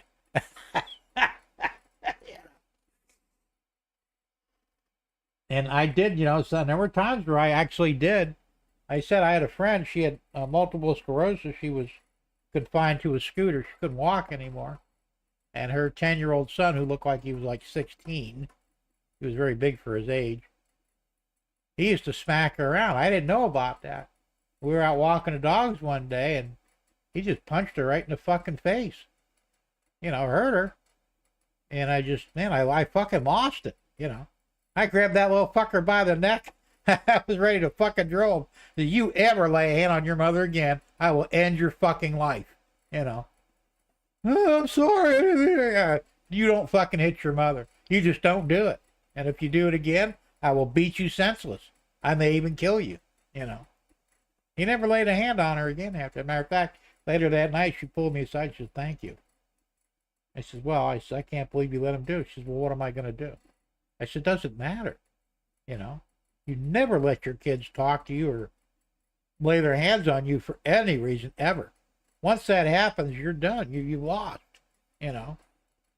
Because, well, I'm glad you stuck up for him, and I think he'll be okay. Oh, yeah, because if he knows if he fucks up again, I'll kill him. I won't, but he doesn't know that. You know? But it may put him in the hospital. You never know. So it's just, you know, but that's what needs to be done nowadays. And unfortunately, these parents, you know, people in my age group, they're refusing to discipline their kids, you know, because, well, it ain't right, you know, and I want my kids to have what I didn't have. I said, well, my parents wanted us to have what they didn't have either, but they weren't afraid to tan our asses when we needed it, you know. And like I said, you know, my girls came home once from school, and they said, you know, we used to, you know, every day when they come, what'd you learn today? Oh, we learned you and Molly can't hit us. Really? Yeah, if you do, we can have you put in jail. Okay. Did they also tell you that we'll be in jail and they'll take you away and put you in a home somewhere where you'll never see your mom or dad again? Ever? They tell you you'll probably get abused by the people that aren't your real parents? No. Well, then what do you think? Well, you know, we want you guys to keep us. And then the next day I went to the school and fucking read them the riot act. Now let me tell you something. These are my fucking kids. As Bill Cosby once said, I brought them in this world, I'll take them out if I so choose. You know? And I said, you don't tell me how to discipline my kids. And if you're going to tell them stories, you better tell them the whole story. You know? Crazy people. I used to tie a full Windsor all the time. I probably forgot how. A Windsor knot? I don't remember how to do that. I probably learned when I was in Boy Scouts briefly. Get a feather. Oh, there you go. Chuck says, I feared that knife sharpening barber strap. I was always told that if it didn't behave while getting my hair cut, I may get my ass beat with it. That's pretty good. I never thought about that probability. I always just associated it with the razor, you know. And I was a little nervous the first time I got a shave. Because, you know, one slip and that's it, you're done.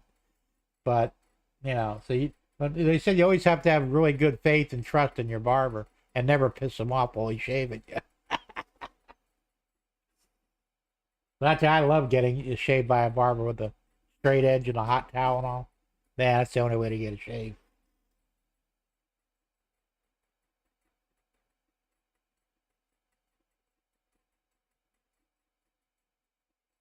Ah, Spike Man says, Jim gave me this good name, Derek.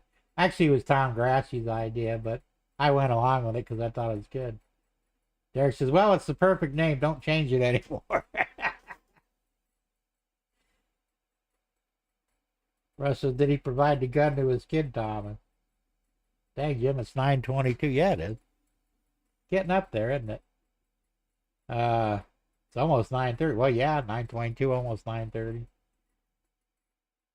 Yeah, we're probably going to wrap it up in a few minutes, but you know, once you go into that whole remember back when type shit, you know, it just keeps going. Write these down, Jim, the protectors and the persuader. I'm going to do that right now, as a matter of fact. Protectors. It's a long word. And persuaders. Persuaders. I'll tell you, it could be. I don't remember, to be honest with you. It could be, though, you know. Like I said, we're talking 40-some years ago, maybe longer.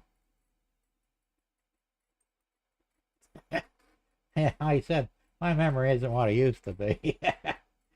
Reminiscing is fun. Yeah, it is. I mean, you know, and I guess that's the first sign of old age, right?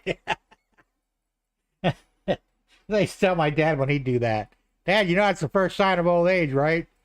You know, he didn't cuss. He'd just say, "Oh, you're wrong, man." You know. Yeah, maybe it is though. I don't know. It's but it is fun, and what's really interesting is the fact that we're not much different than our parents were in many ways. I mean, yeah, we have more tech than they had, but really, was life that much different? I mean, not really. You know, we just experienced different things, and now they're gone. You know, my dad used to tell me stories when he was a kid. You know, he grew up during the Depression, the 1920s. Well, he was born in 19, and I think he was a teenager in 27, right? Thereabouts, or close to it. He's telling me something. I mean, they had really boring lives, man. You know, they didn't have toys. So we were so poor, we didn't have toys. You know, if you found a rock or a can, that was your toy. You know, and you'd kick it around or you'd toss it to each other, and so that's what we did for fun. You know. So he said during there was no food for the most part. He said if you saw a half-eaten candy bar on the side of the road, you picked it up and you ate it because that may be the only thing you were going to eat that day. I go, that's pretty disgusting. He says, well, you know, we were desperate.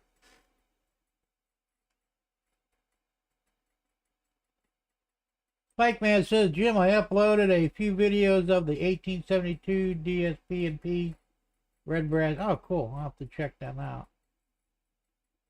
I've never seen Red Brass before. That's got to be cool. And he says, great music, even if it's long. It could be. You never know. I'll check it out later, and I'll report back next week. Bob says, Jim, I'm going to get with you in a few weeks. Going to need some propane trucks, a couple of septic trucks, and maybe some corn. Oh, man, the corn. I'll be more than happy to make it for you. But let me tell you something. The corn is very difficult. Well, I'm getting better at shipping it. So far, I've sold corn twice. And the majority of it made it to Dave Thurber. But he ordered a lot. He got like 30 squares of it.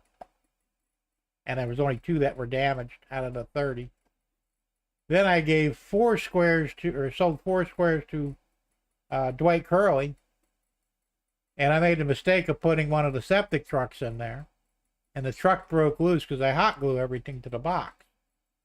Well, the truck broke loose, wiped out all 4. So I made him some new ones and sent them to him free of charge. And, you know, and he was happy and they got there in one piece. But, yeah, it's a little tricky to ship, though.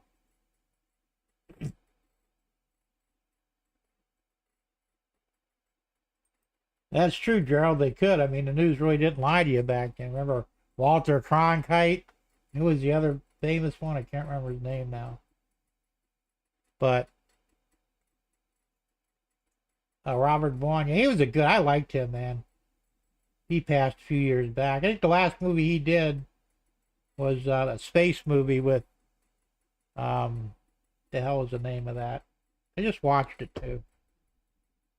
Can't remember the name of it now, but he was a freedom fighter, and he died. But I always liked him as an actor. I used to watch. I said I liked him when he was a Man from Uncle, and he was a good guy. Which was first, and my parents were born in 30 and 33. My in-laws 33 and 36, all during GD. I don't know what GD is. Oh, Great Depression.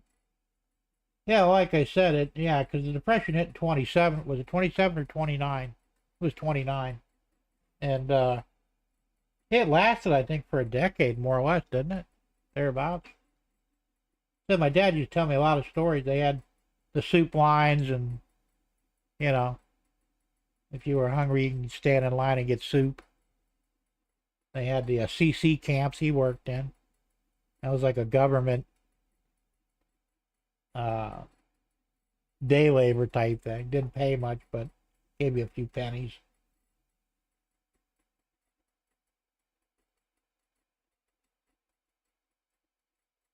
Napoleon Solo and Ilya Kuryakin. I don't know if it's spelled right either, but close enough. All right, Thomas, have a good one, man. Enjoy your new name. We like it. I hope you like it, too. Yeah, Man from Uncle was mid-60s. I think 65, somewhere around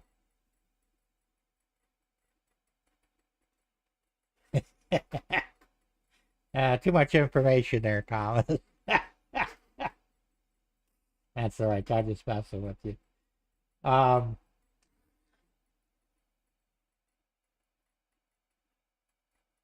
Yeah, well, like I said, I don't know. It's just, yeah, I like my dad. Sometimes I wish I can go back too. You know, because my dad used to say, you know, if I had a chance to go back, I would. And really, our lives are pretty damn good. I mean, I thought they were anyway. The rest of my father-in-law is an extreme hoarder. Oh, my mother-in-law was too. I kind of broke her of it. When she lived in Bonita Springs, we moved next door to her, you know, in a duplex. And she invited us over one night, you know, because I'd never been in her house before. I used to talk to her outside, usually. I can see why now.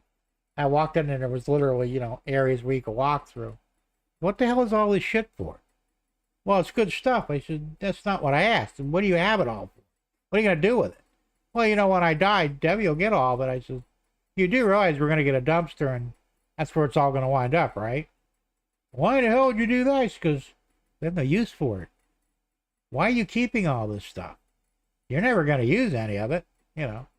I guess it must have struck a nerve because she got rid of everything and, you know, and she's a lot better now. She, like I said, she lives in my guest house, which is kind of small. It's a little crowded in there, but, you know, not bad. And, you know, she's more willing to throw stuff away now than she used to be. Because I'm anything but a hoarder, you know. I mean, if I can't use something in 6 months, out the door it goes. And then usually I need it 7 months later, but, you know.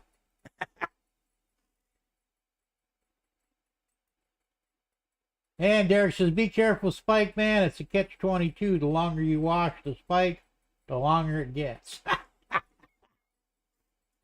Ah, man, get your mind out of the gutter. And he says, great music back then. Yeah, that's true, it was, man. Like I said, it's just... Well, yeah, I was looking at cars, you know. I know MSN, I don't know. I guess they fine-tune what you want to see nowadays on their front page. And it's been a lot about cars lately, I guess. I don't know why, but... Look at some of the concept cars back in the 50s and 60s. These things were fucking cool. You know, they never built them, which sucked because they said, you know, people weren't ready for them. But, I mean, you look at, I mean, like the experimental Firebird, Pontiac Firebird they had the Firebird 3, 4, and 5. And I think the fifth one was actually turbine powered, had 2 turbines in the rear of it. Really cool, you know. And now that was the fourth one. The fifth one had a nuclear reactor in the back, a small mini reactor, nuclear powered, you know. Probably be okay if you got in a wreck, but I mean, you look at the designs of the cars, they were absolutely beautiful. Now, you look at the Tesla Cybertruck, there's nothing fucking cool about that. It's an ugly, fucking bad geometry vehicle. You know, something that we used to draw when we were in kindergarten. Remember the cars you used to draw in kindergarten? They were like that, all straight lines, you know. So, you know, like I said, the people back then, they had vision, you know. And these were older guys at the time, you know. The guy that worked for General Motors, I can't remember his name. Not the one that did the DeLorean, but I think the one before him. Some of his designs were incredible. But they never put them out because I guess they figured people wouldn't get them. But if you want beauty, look at the Blue Flame 1970. Not familiar with that. The good old days. Jim the Firebird 5 had a flux capacitor. It had a nuclear reactor, man, I think. I know one of them did. One of them had the reactor. The one before that had the 2 small turbine engines. And they were good-looking cars, man. Yeah, absolutely. I mean, the Cybertruck is ridiculous. I mean, what the fuck? I mean, it's like serious, like something a kindergarten kid would draw, you know. I know when I was in kindergarten, we used to draw the triangle cars, you know. A long triangle and a wheel in the back and a wheel in the front, you know. That was your car. Sometimes you'd put a little opening in the midway through it. It would put a steering wheel for the cockpit, you know. But they were pretty pathetic. But that's what we drew as kids, you know. Now I've got plans actually for a couple of cars. I have to dig them up. I still have them somewhere. Cars I actually wanted to build. I would have had to build them from the ground up. I had the pickup truck, which I thought was totally cool. And one of the cars that I drew that I wanted to build, never got to them, but I actually drew out the plans for them. They were really cool, you know. That's true, Tom. They really are ugly and they suck.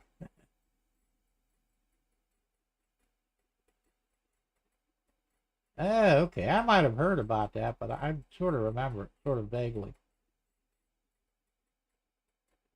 It was an electric truck version of the DeLorean.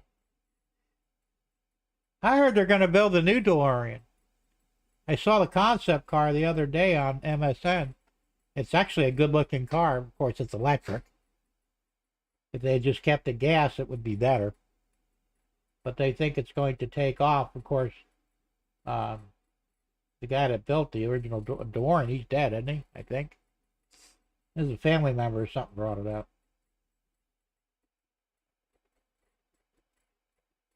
That person who gave the design approval needs to go to prison. Yeah, they do. Tuck Tesla. There you go.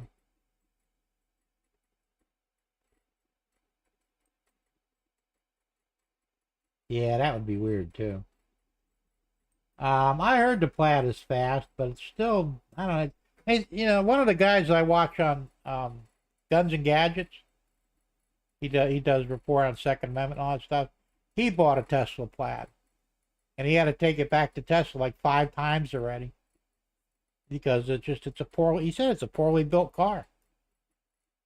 Yeah, it's fast as hell, but there's gaps where there shouldn't be, and the body panels don't line up properly, and he had a problem with the door was rubbing the top of the roof and wore the paint on. I was just stupid shit wrong with it, you know. Apparently there's no quality control on their cars. I mean, you know, I would take one and put a gas engine in it. Fuck that electric shit, you know. But they're not that great of a car. I mean, they're kind of cool, but just not my thing, you know. Polestar seems better, and I don't even know what they're like. I heard of it, but I don't remember off the top of my head, but I have heard of it.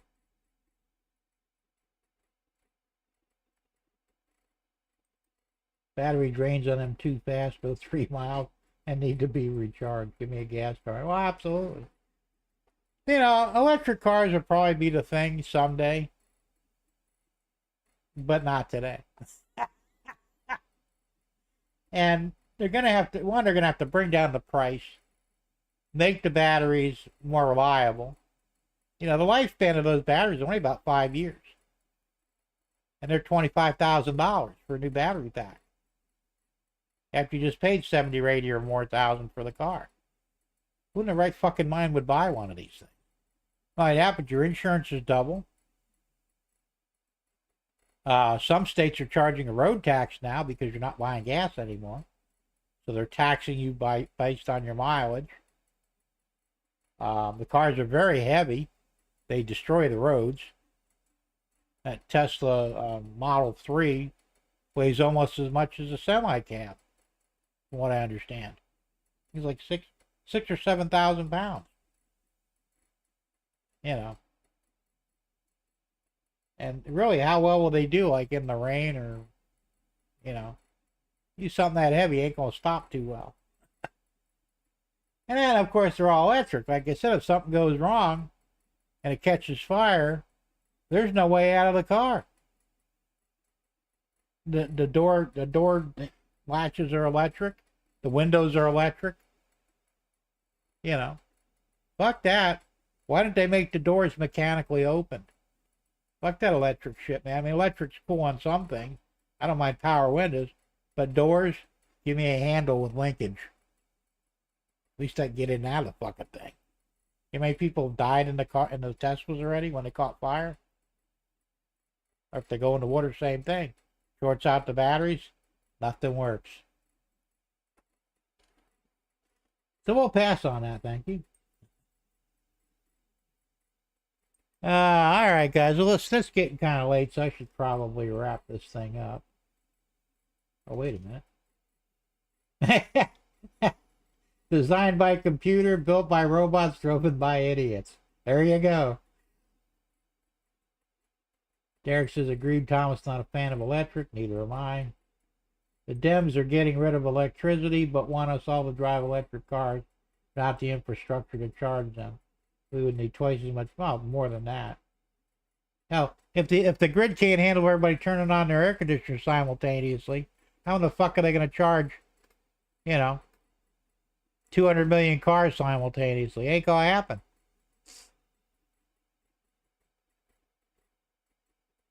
Well, that's true, too. They are fire. I wouldn't put one anywhere near my house. At least if it goes up, I go sit in the road and burn down, not take my house with it. If it doesn't run on fossil fuel, it's not a real automobile. Absolutely. Don't get salt water on the batteries or you'll burn down your house. It's true. Well, that's the problem. They're just... it's just not there yet. It will be one day. And there may be even better. Like I said, there may be other fuels, like nitrogen or hydrogen or whatever. I don't know. But right now, gasoline is the ruler, and we'll just stay with it, I know. That's what I'm saying. Can you imagine? They're supposed to go full electric by what, 2030? They won't have any electricity in California. They'll all be dead in the water.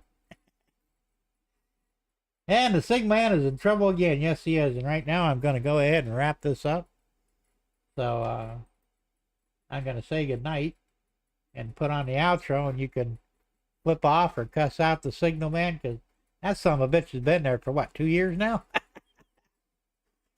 He must be getting some serious OT, man. Alright, guys. We'll see you later.